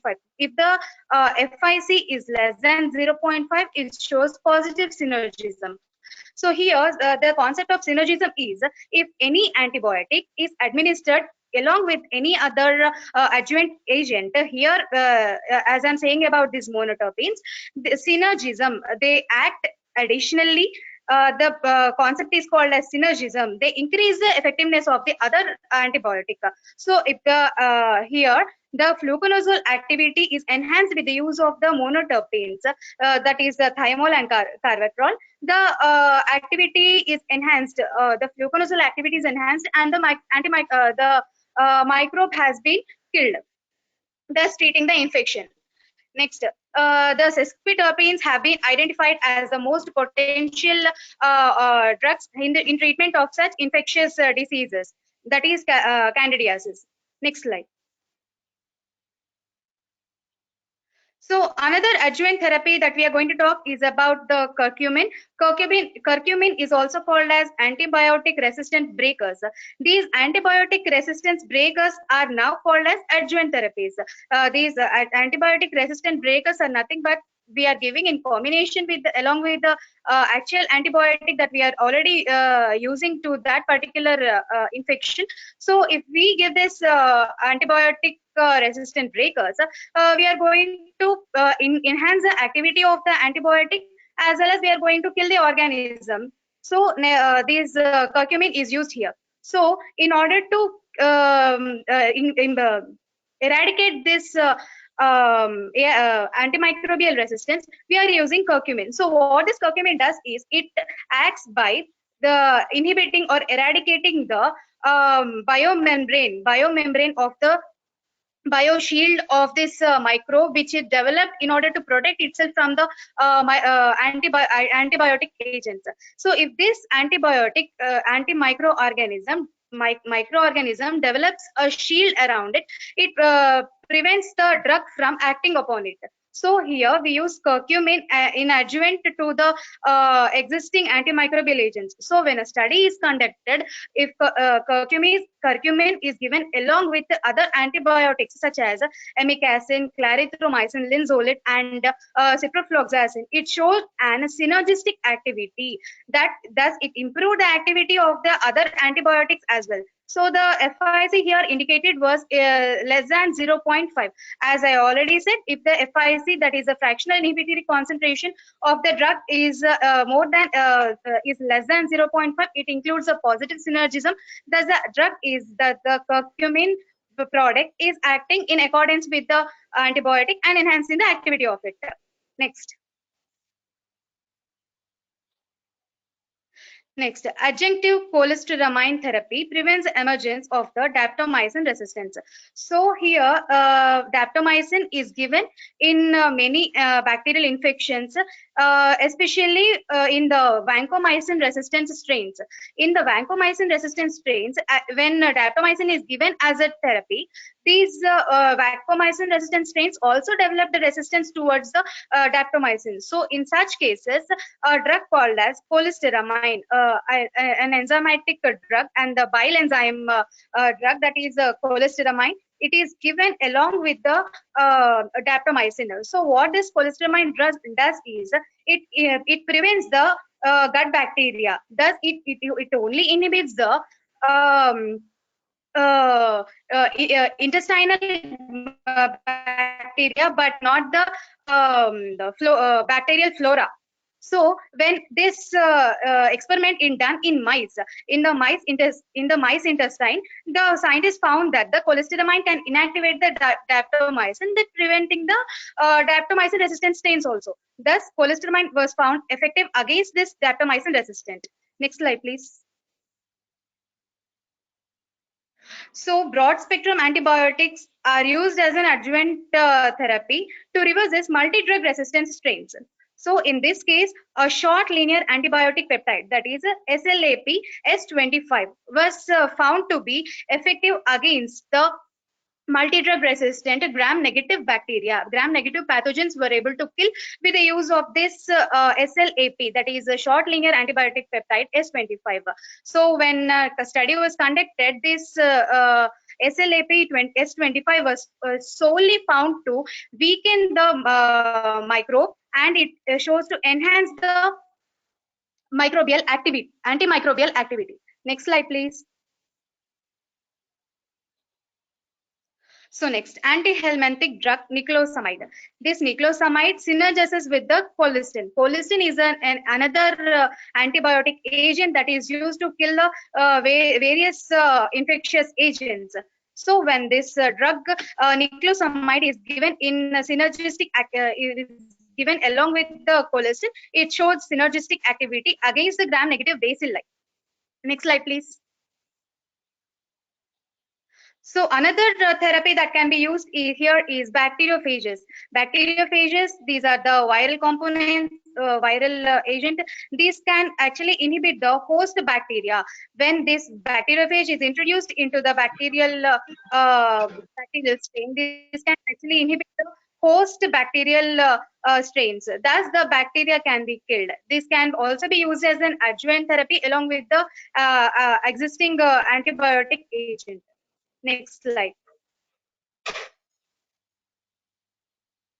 Next slide, please.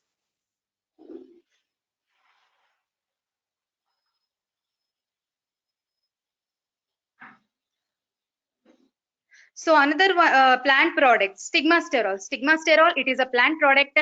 It is used against the beta-lactamase producing bacteria.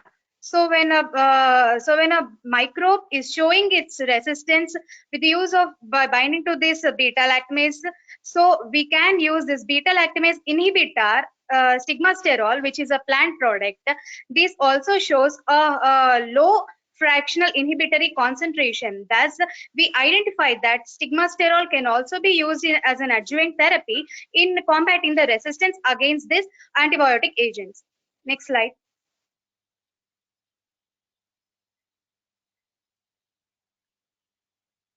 So there are many vaccines, phases, microbiomes, and antibiotics that can be used as an adjunct to prevent this antibiotic resistance.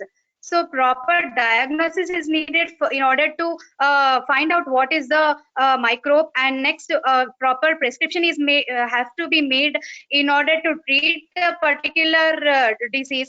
And if the microbe is obtaining resistance, then we have to choose any adjuvant therapies. And in the previous, we are using vaccines also in order to prevent these kind of antimicrobial resistances also.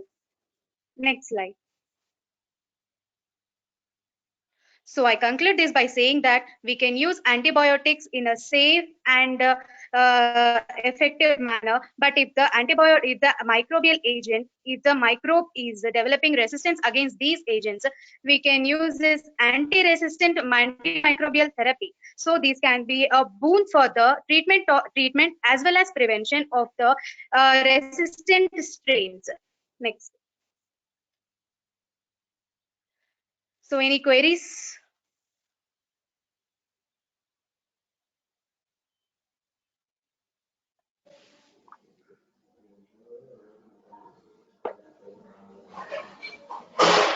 Thank you for such a great presentation, everyone. Thank you so much.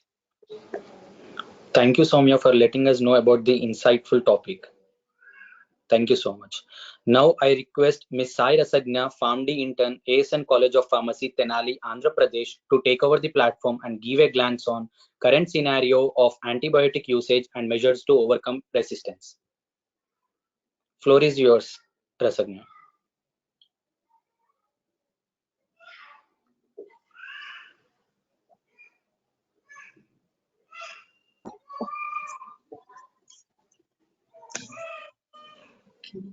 Am I audible?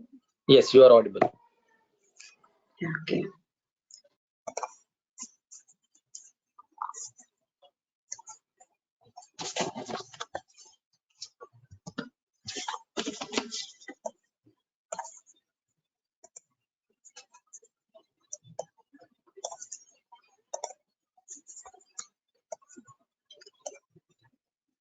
Okay, a very pleasant good afternoon to one and all present in this meeting. This is Rasagna from ASN Pharmacy College. I'm studying 6th PharmD. I'm doing my internship. As a part of this webinar, I'm going to present the topic about the current usage of antibiotics in the present scenario and its antibiotic resistance. Antibiotics, these are one of the most valuable inventions made by humankind to tackle with the different kind of microorganisms present on this world. They played a very notable role from the first invention. They played a very notable role in curing many infections from the invention of the penicillin discovery. Antibiotics are considered to be effectively safeguarding against the infectious diseases caused by the pathogenic bacteria. But lately, because of the misuse of these antibiotics, globally, they become a failure in treating the infectious diseases.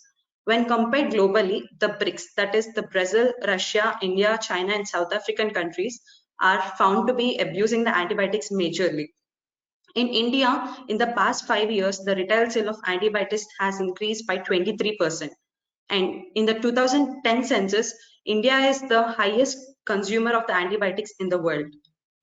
So antibiotic usage in India, the triple D, that is the daily defined dose for the 1,000 population, we can see that many antibiotics are broadly used for treating the patients. The highest used antibiotics is the cephalosporins, whereas the least is used is the trimethoprim combinations. And there is not even a single prescription without one antibiotic, and more than one antibiotics are generally used to treat the conditions of the patients in our country. The reasons for the overuse of these antibiotics. The first important one is the OTC availability. Even though antibiotics are under the Schedule H drugs, but still they are available as OTC medications to the people in the community pharmacy. The lack of proper guidelines. There are no set of rules and regulations for the supply of these antibiotics to the community. So because of this lack of proper guidelines, the antibiotic supply is irregular. And the misguidance of physicians. Physicians may be due to the pressure from the pharmaceutical companies or the higher authorities, they are forced to write prescriptions containing antibiotics even if they are not required for the patient condition. And no strict regulations from the drug regulatory bodies. Seasonal patterns. This is one of the common thing which we can observe in our locality. In a season, if a person is affected by the flu and he is prescribed by an antibiotic by a doctor, again when the same symptoms are repeated, relapsed in the patient, he will not visit to the physician. He will start taking the medication by himself. That is the self-medication, thinking that he got cured the last time. But we should not use antibiotics without proper prescriptions. Because of this overuse of the antibiotics, the supply of antibiotics will be ceased in the future. The drug stockouts. It can be due to the overusage or because of the weak local chains of the supply. And the unaffordability to the drugs and health services. When the first line of antibiotics form the resistance, then we have to go for the second line of treatment, which is more expensive and which cannot be afforded by most of the population. Limited government funding for the treatment. There are no proper policies for the health insurance policies in our country when compared to the developed countries, which can be one of the biggest drawback for getting treated by the antibiotics. And the minimal research and time-taking process. Antibiotics research has been very low when compared to the past time. There are out of 167 new antibiotics that are registered, only 30 are having a promised mechanism of action different from already existing drugs. Because all the antibiotics which are found recently, they're either the derivatives of the older already presenting drugs, or either they modified the already existing antibiotics. But an antibiotic with a new mechanism of action is very rare, and this is not encouraged because of lack of funding, and it is a long time taking process and less profits returns. The misusing of the antibiotics will lead to the final antibiotic resistance. And here one of the major myths is the humans or the users, they don't get resistant to the antibiotics. The bacteria, the infection in them get resistant to the antibiotics which we use. Because of this, we have to use more multiple drug therapy, which will finally lead to more hospital stay, more chances for the mortality and morbidity, and also more economic pressures on the patient. So the antibiotic resistance. What is the antibiotic resistance? It is the way in which the bacteria is not killed or not stopped its growth in a human when taken already scheduled dose of the drug. This forms because the bacteria is already immune to the antibiotic agents which we are giving to them. And this is one of the most important emerging global concern because it will lead to the loss of antibiotic efficiency in the future. And compared between the antibiotic resistance, there is difference in the antibiotic resistance in the developed countries when compared with the developing countries. Because in the developing countries, there is indiscriminate use of antibiotics due to lack of proper guidelines and regulations. Whereas in developed countries, the rational use of the drugs and the target specific antibiotics usage is more well developed when compared to the developing countries. And India is called as the hub for the AMR, that is antimicrobial resistance capital of the world, because India is the highest consumers of the antibiotics in the world. And what happens when the resistance occur? Normally, when an antibiotic is given to a patient who is containing the bacteria, it dies after taking the antibiotic. But in case of the resistant bacteria, it survives and even it produces its offsprings, which increases the infection in the patient. Worldwide, AMR worldwide. Microbial resistance does not have its limitations to one country or one place. It spreads all over the world in very less amount of time. When we have seen this, more amount of deaths are because of this antimicrobial resistance. In India, one child dies in every 9 minutes because of this, due to the lack of proper medication, which are not antibiotic resistant drugs, and as they cannot afford also. The causes of AMR, lack of the vaccination. Many of the disease conditions which we are prevailing now has the vaccines, but still the vaccination schedule, the immunization program is not well prone in the overall the world. Because of this, the need of the antibiotics has been increased. Clinically irrelevant antibiotic use. Even though when the patient is not having an infection, bacterial infection, the use of antibiotics with as a myth that it can cure everything is one of the major cause for AMR. Antibiotics are the drugs which can be inhibit the growth of the bacteria, but it is not a super drug which can kill even other microorganisms. The overuse and misuse of the drugs by the patients because of the OTC availability, the accessibility and affordability is more for the antibiotics, so it is more widely used. And the improper sanitization and hygiene is one of the major factor in the underdeveloped countries or the low income countries for the spread of the AMR. And the absence of the central monitoring agents, that is the drug regulatory bodies, lack of awareness and proper knowledge of the patients who are taking these antibiotics. And in poultry or the animals, the main important reasons for AMR is the improper dose, duration, and the window period, withdrawal period, which should be maintained when taking the antibiotics, is not known to the people who are giving to their animals. So even in the animals, the usage of antibiotics should be restrained only when advised by their respective doctors. The transmission of AMR is between the 4 spheres. They are the humans, animals, and the environment, and the birds. For the milk production, we give antibiotics. Generally, antibiotics are used to control the infection, whereas nowadays antibiotics are used for improving the growth of the animals, for more production of the milk and for more production of the meat. Because of this, the milk and the meat which we are consuming also contains the the antimicrobial resistant bacteria, so which will be finally consumed by the humans, and the humans will become resistant to the antibiotics. The bacteria and the humans will become resistant to the antibiotics. Antibiotic resistance can be formed by the natural process and the acquired. Naturally, because of their lack of metabolic process or the lack of the target size, they might get the antibiotic resistance. And in acquired, it is from the genetic methods and the biochemical mechanisms. Genetically, the chromosomal mutations or because of the plasmids, they get the resistance. And biochemically, by changing the drug accumulation amount, the influx and efflux, and by producing enzymes which tackle with the antibiotic agents which are given. The 4 most mechanisms used are, the first one is impermeability, by making the cell wall or cell membrane impermeable to the antibiotic agents. And the modification, the site where the antibiotic agent bites will be modified by the bacteria so that it will become resistant to the agent which is given.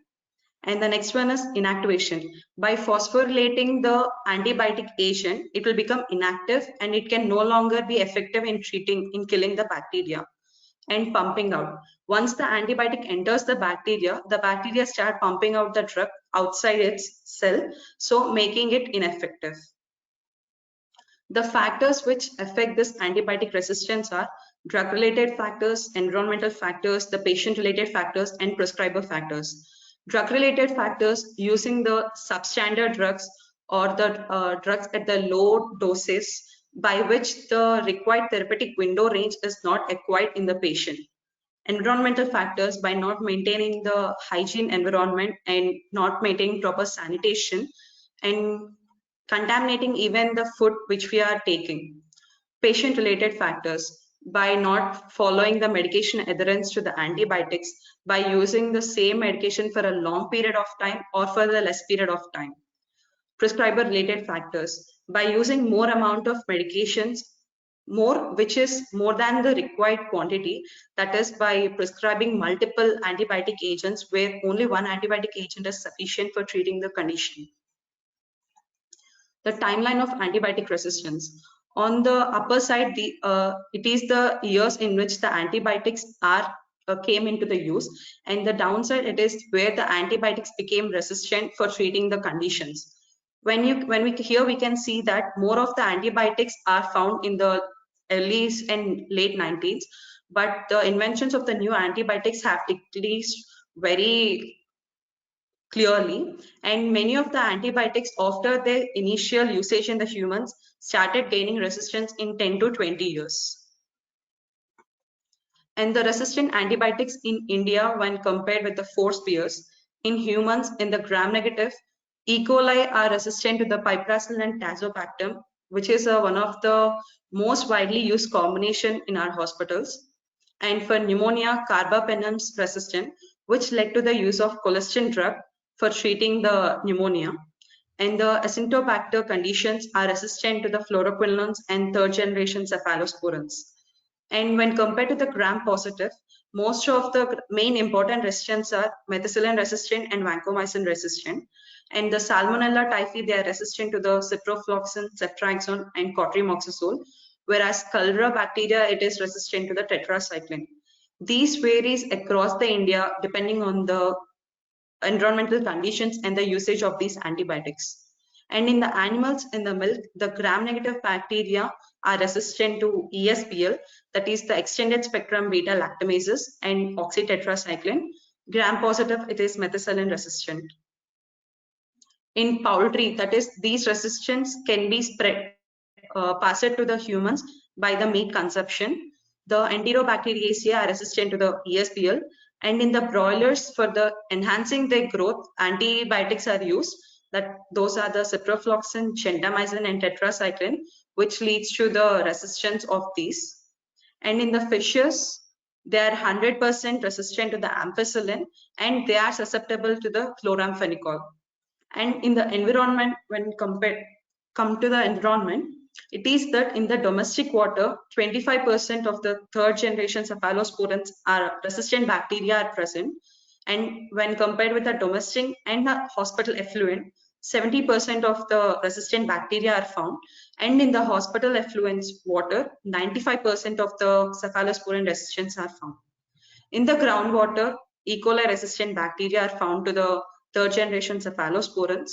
And even in the rivers, like all the major rivers in our country, they are found 100% resistant for the third generation cephalosporins. What are the outcomes because of this resistance? Because of the resistance, the bacteria are not effectively treated with the existing antibiotics, which will lead to the increased multi-drug resistance, which will lead to the use of second-line treatments of the antibiotics, which are more expensive and should be used only when needed. And because of this resistance and the lack of new inventions of the antibiotics, the treatment of the conditions, the life-threatening diseases will be a problematic situation. And we are creating a more immune and more strong bacterial infections because of our negligence. Who is responsible to decrease this resistance and to tackle with this problem? The physicians and the microbiologists. The microbiologists should test the patient samples properly and give us suggestions to the physician about the antibiotics which he can use to treat the condition. That is, they can explain the susceptible antibiotics and the resistant antibiotics so that we will not create new antibiotic resistance. And the pharmacist, he is the one who is responsible for the supply of these antibiotics. So he must supply only when a proper prescription is provided by the patient, and he should decrease the OTC medications, the demand for that. And the drug regulatory bodies, they should stimulate more new inventions of the antibiotics and should control the supply of the antibiotics to the community. And the patient himself, because of his small negligence or because of his unawareness, he can become a part, he can increase the antibiotic resistance worldwide.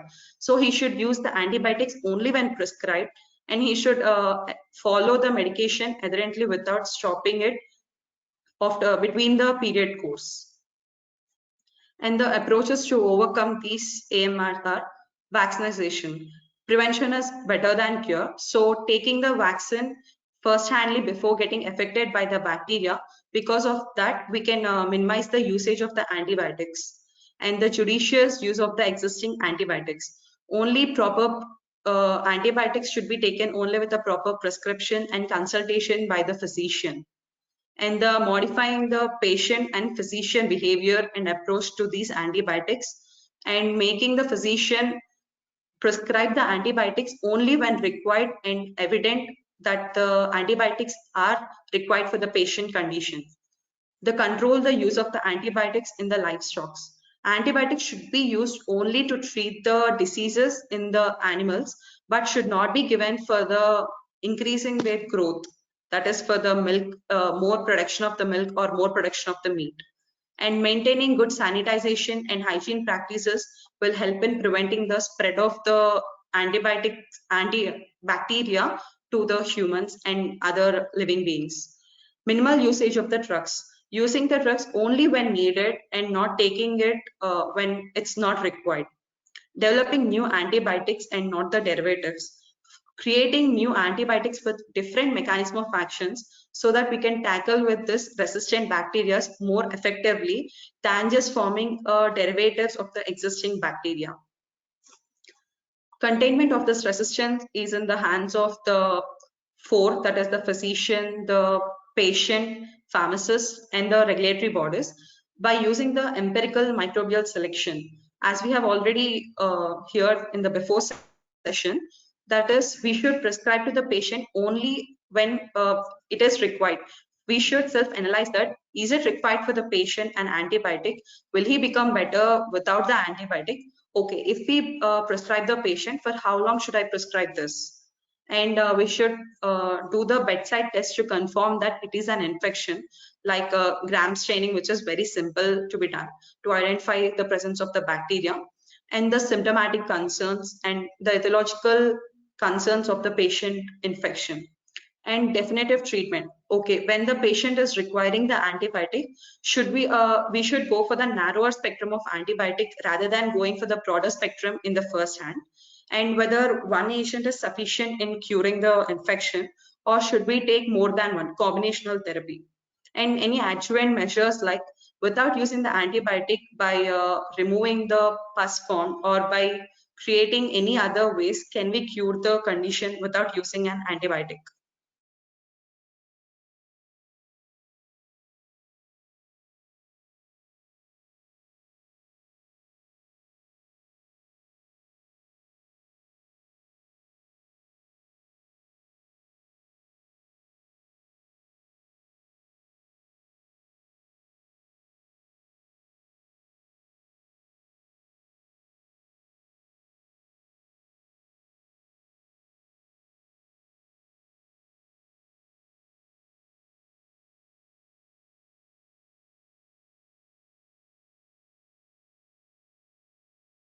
I think Ms. Rasagna is facing some technical issues.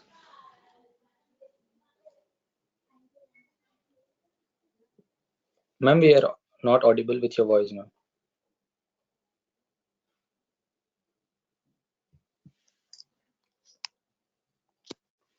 Ma'am, we are not audible.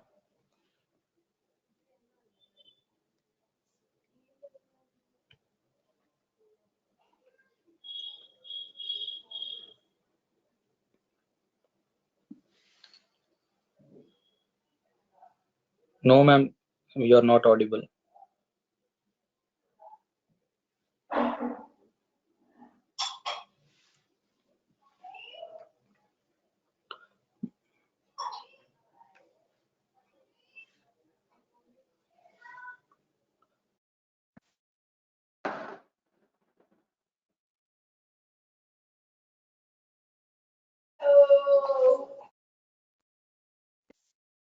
Am I audible now? Yes, ma'am, you're audible now, ma'am. Hello? Yes, ma'am, you're audible, ma'am.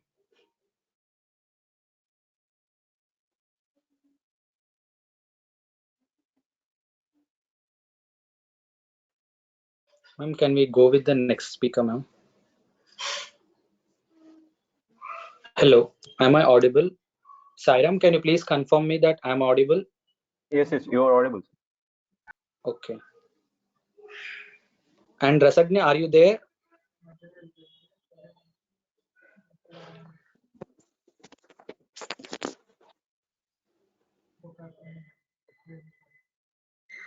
Rasagna, are you there? Okay, I think she might facing some network issues. So thank you, Rasagna, for your efforts and making us aware of measures to overcome the resistance. Now it's time for the next speaker. Now I request Mr. N. Prakash, PharmD 5th year from IPASF Sri Hindu Institute of Pharmacy, Hyderabad, to take over the platform and give a glance on role of pharmacists in combating the antimicrobial resistance. Screen is yours, Prakash. Okay. Will you please give me access to share my screen? Yeah, sure. Yeah, you are.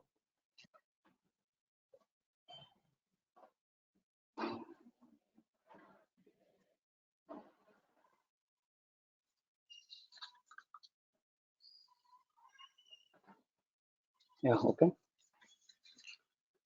Good afternoon, everyone. Expected staff, my dear colleagues, and seniors and juniors. This is N. Prakash, PharmD 5th year from Sri Hindu Institute of Pharmacy, Students Forum, Student Chapter. Now I am going to explain you about the role of pharmacist in combating antimicrobial resistance. What is antimicrobial resistance? Antimicrobial resistance occurs when bacteria, fungus, parasites, virus, etc. change over time and no longer responds to medication that is given, and this causes the increasing in the spread and illness and death. Simply, it is defined as development of resistance to the antimicrobial agent that is already given to the patient. Thus, antimicrobial resistance cause harm to everyone. Yes, antimicrobial resistance has potential to affect people at any stage of the life. It may be effective in healthcare, veterinary, and agricultural industries. This causes the antimicrobial resistance, the world's most urgent public healthcare problem. Coming to the global scenario, every year in United States, 2.8 million people were affected with antimicrobial resistance, and nearly 35,000 people die as a result of this antimicrobial resistance. Coming to the worldwide, 7 lakh deaths were reported every year regarding the antimicrobial resistance. The pharmacist role in combating and preventing infectious diseases essential as antibiotics and vaccine regimens become more complex due to continuously evolving epidemiology. Due to overusage of these antibiotics, this may causes most of the antimicrobial resistance to various patients. Various factors that causes antimicrobial resistance include drug-related factors, that may be overdoses or less dosage, patient-related factors. It may be due to misuse of the doses. It may be higher dose or lower dose or inappropriate intake of the medication. There may be some environment factors and prescription related factors. These may be mostly due to inappropriate prescriptions such as broad spectrum antibiotics instead of narrow spectrum antibiotics when needed. Coming to the next, why resistance is concerned. Why? Because this antimicrobial resistance may lead to treatment failure. It may cause death of the patient. It may easily spread in the communities. These all of these antimicrobial resistance may lead to increase in the healthcare costs, so that the patients are unable to afford them. Coming to the next, it may cause treat to the return to pre-antibiotic era. Now, role of pharmacist what is the role of pharmacist and how we can combat in this antimicrobial resistance. Developing new antibiotics so that we can give narrow spectrum antibiotics very needed, and judicial uses of existing antibiotics. Proper usage of antibiotics must be given to the patients so that antimicrobial resistance cannot be developed in them. Community pharmacists as gateway practitioners preventing antibiotic misuse. Most of the role is in community pharmacists so that they can prevent in prescribing, giving wrong medications to the patients whenever needed. Vaccination next. Vaccination by preventing primary infection and indirectly by preventing bacterial superinfection. Educating patients and the clinician. Educating patients regarding the resistance, how it is obtained, and clinician how this antimicrobial resistance is developed, so that by educating them regarding this antimicrobial resistance, we can overcome this resistance from the antibiotics. Infection control practices such as good hygiene, immunization, staying home when you are sick. Prudent antimicrobial prescribing, that is correct prescription that is to be given to the patients whenever needed. Establishing a hospital antibiotic policy so that by this policy we can restrict the extra usage of antibiotics or over usage of antibiotics by establishing a hospital antibiotic policy. A dedicated pharmacist has the time and skill to monitor antibiotic prescribing and manage it appropriately. The main role of we pharmacists is to monitor all the wrong prescriptions that are given by the doctors or someone, and manage it properly, educating medical, pharmaceutical, and nursing staff. Audit of local practices. By educating medical and pharmaceutical and nursing staff and pharmacists, we can overcome this over usage of antibiotics and monitoring of antibiotic consumption. After prescribing medications, we should regularly, the pharmacist has to be has the role to monitor the consumption of antibiotics by the patients so that we can easily overcome this. Participation in infection control. A special formulary should be developed to control this antimicrobial resistance and appraisal of new antimicrobials. Development of new antimicrobial drugs which are very useful to overcome this antimicrobial resistance must be needed. How does COVID-19 peak into and worsen antimicrobial resistance? Now, in the recent times, due to the COVID-19 pandemic, there is large usage of antimicrobial resistance. There is large usage of antimicrobials, so that most of the patients were affected with secondary infections, like with the doctors attributing to unscrupulous use of high-ended broad-spectrum antibiotics. That is, prescribing wrong medication, prescribing overdose or high-ended broad-spectrum antibiotics in case where in need of lower narrow-spectrum antibiotics. Use of antibiotics as a substitute to hospital infection prevention and control practices. According to coming to US Center for Disease Control, patients suffering with COVID-19 patients are more prone to secondary bacterial and fungal infections. This is seen during the recent US Center for Disease Control. Next, measures to prevent the risk of antimicrobial resistance amid COVID-19. What are the measures that to be taken to prevent this antimicrobial resistance? 3 W's and 2 V's. 3 W's: wear mask, watch social distance, wash your hands regularly, get vaccination, take proper ventilation, and avoid self-medication so that we can easily overcome or prevent this antimicrobial resistance. Usage of antibiotics only under the guidance of doctor. We should that is self medication we should not be preferred. Only under the guidance of the doctor, we the patient should take the antibiotics. Instead of broad spectrum antibiotics, targeted doses should be used against specific pathogens. Unnecessary use of broad spectrum antibiotics may lead to antimicrobial lesions, so that specific antibiotics, like starting with the low dose antibiotics, we should go with broad spectrum antibiotics when needed. In order to prevent this misuse, special orders to be given to the community pharmacist not to dispense antibiotics without a medical prescription. And to prevent all these antimicrobial resistance, government should pass special orders to the pharmacists, so that only antibiotics should be prescribed under the prescription that is given by the doctor only. Thank you everyone for giving this opportunity. Thank you, Prakash, for enlightening us with insightful presentation. Thank you so much. Now it's time for queries. If you have any queries, please post in the chat box.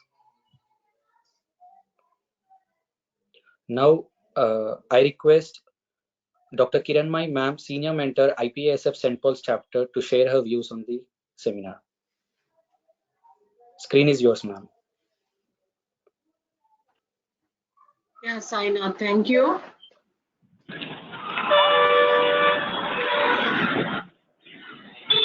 Am I audible, Saina? Yes, ma'am, you're audible, ma'am. Yeah, you please mute all others, no? Some disturbance is coming. Niharika, 4th year student. Niharika, please mute yourself.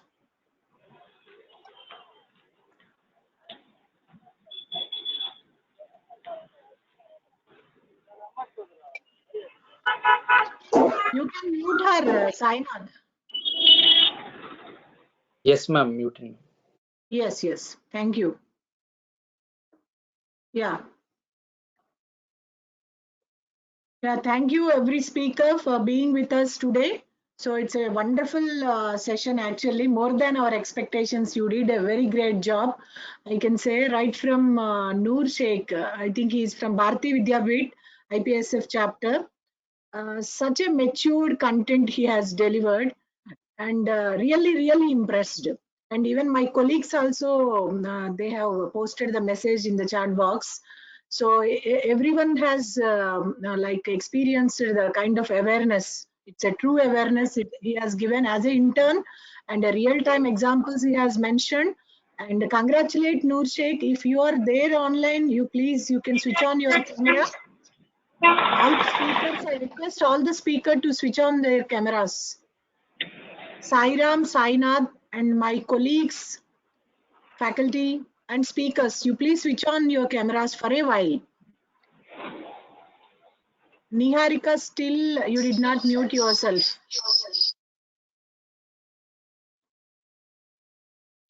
Is he present, Sainath, Noor Sheikh? Yeah, ma'am, I think he's busy in some medical camp, ma'am, which is being organized by their chapter. So I was trying to contact him. So convey our wishes to him also. Congratulations to him. Sure. And he very impressive he has given. Niharika. Yes, ma'am. She left me. Yes. Okay. And coming to the second speaker, Soumya from St. Paul's. And with her audibility, she has dominated the presentation. And it has reached us, Soumya, because it's a very trending topic, trending research topic. AMR is concerned, adjuvant therapy, and what are the different possible ways to combat the resistance. So really good. Congratulations, Soumya, for coming forward. Out of 700 students of St. Paul's, Soumya has come forward for giving the presentation, means really we have to appreciate her. And coming to the third speaker, Rasagna from ASN College.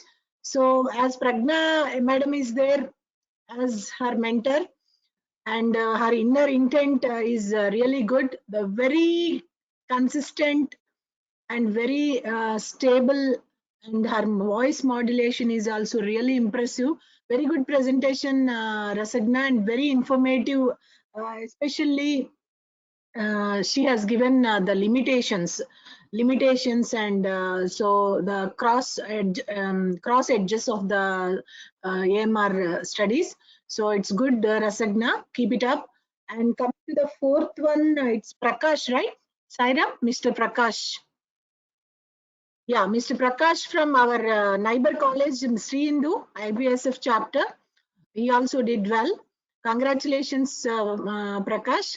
And I want to convey my sincere thanks to all the mentors of their concerned colleges and their principals for encouraging your students to come up with very insightful presentations and joining with our students. And it's like nowadays the thing has become like very common. These webinars, seminars, organizing outreach activities, everyone is doing.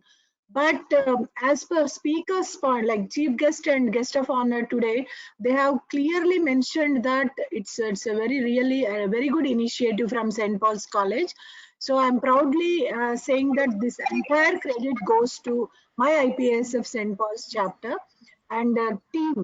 So I would like to appreciate each and every member of IPS of St. Paul's chapter, right from Mr. Sairam, fifth year PharmD, Sainath, and what are other members? She's Soumya is also a member, and a lot of other members like Nimisha, Bhargavi, Venkat Bhargavi, and who Sanjana. else are present in your team? Sairam? Yes, ma'am. Sanjana. Sanjana of fourth year B Pharmacy. Yes, ma'am. Venkata Bhargavi of B.Pharm fourth year. Venkata Bhargavi, I remembered. So Yes, everyone, ma'am. I Please, sir. appreciate. Yes, ma'am. Yes, for your collective efforts and especially Sairam and Sainath, they're working very hard from last 1 week. Very hard work and follow up, especially with this experience and with this exposure, we can able to do means that's not a wonderful thing actually, being faculty. But being students during pursuing their studies, they could able to follow without leaving any minute detail and technical issues. Everything they have managed well. So our job is very simple and very smart if such kind of student team is there with any college. So I'm proud of you guys. Congratulate everyone for successful and wonderful session you have conducted. So thank you. Thank you, ma'am, for your valuable words. Attention to the delegates, your feedbacks and suggestions are valuable for us. So we request every delegate to submit the feedback form. Upon successful submission, you will be receiving the participation certificate. And you can find the feedback link in the chat box. I would like to request my team members to post the feedback link in the chat box.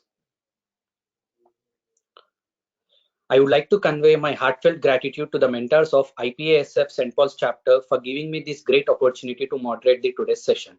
Thankfulness is beginning of the gratitude. Gratitude is the completion of thankfulness. I request Mr. P. Sairam, Chairperson, IPASF St. Paul's chapter, to take over the platform and deliver the vote of thanks. Screen is yours, Sairam. Thank you all. Yeah, thank you, Sana. Thank you, Sana. Thank you for this. Yeah. Thank you, Sana, for moderating the session, and also Jane to the act as the organizer also. My immense thanks to the Dr. Rao Vadlamudi sir and Mrs. Manjari Garat ma'am, Pragnella ma'am for accepting our invitation and sparing time for our tightly packed schedule. We feel glad with your presence. Thank you so much, ma'am. I would like to express my huge gratitude towards our patron, Sudhi sir, Raghav Reddy sir, and our advisor and one of the senior mentors, Kiran ma'am, and other mentors are Dr. Somnath Dev, Mrs. Nagaharita ma'am, and Dr. KJS ma'am, for your immense support, guidance, and encouragement by always welcoming and accepting our ideas. I would like to extend my huge thanks to our principal of all the colleges for accepting our invitation, and also thank you all the faculty and students for being a part of the making the event grand success. I would also like to thank my entire IPS of St. Paul chapter team for all the hard work, dedication, and cooperation. This would not have been possible without our teamwork. Last but not least, I would like to thank our dear audience for attending this seminar and making it grand success. And finally, you can also follow us on Instagram, subscribe our YouTube channel, and like our page on Facebook, and receive updates on our upcoming events. Thank you all. Have a nice day. Stay healthy and stay happy. Thank you, Sairam. And thank you, everyone. And your feedback link is not hyperlink. We couldn't edit it. Okay, ma'am. Couldn't join. Okay, So okay. please post Yes, it ma'am. again. You would have posted Yes, ma'am. half an hour before. Yes, ma'am. Yeah, ma'am, feedback link is posted. Ma'am, with your permission, meanwhile, can we play the video which was suggested by Pragna ma'am to play at the end of the session? Yeah, that's okay. But once you ask all IPSF Sure. members to switch on their videos, Sure. and our faculty also.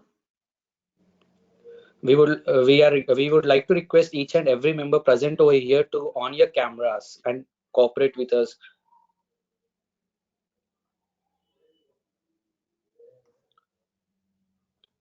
I request once again to all the members who are present over here to please switch on your cameras. Thank you all.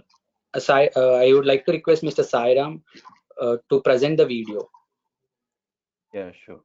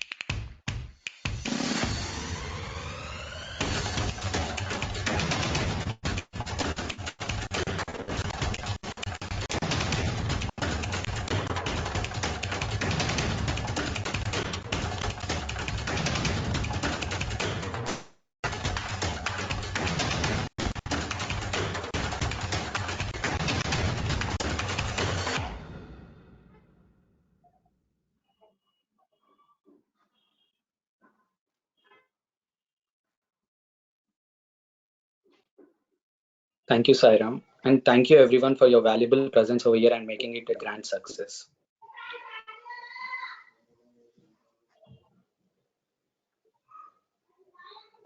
Shall we leave?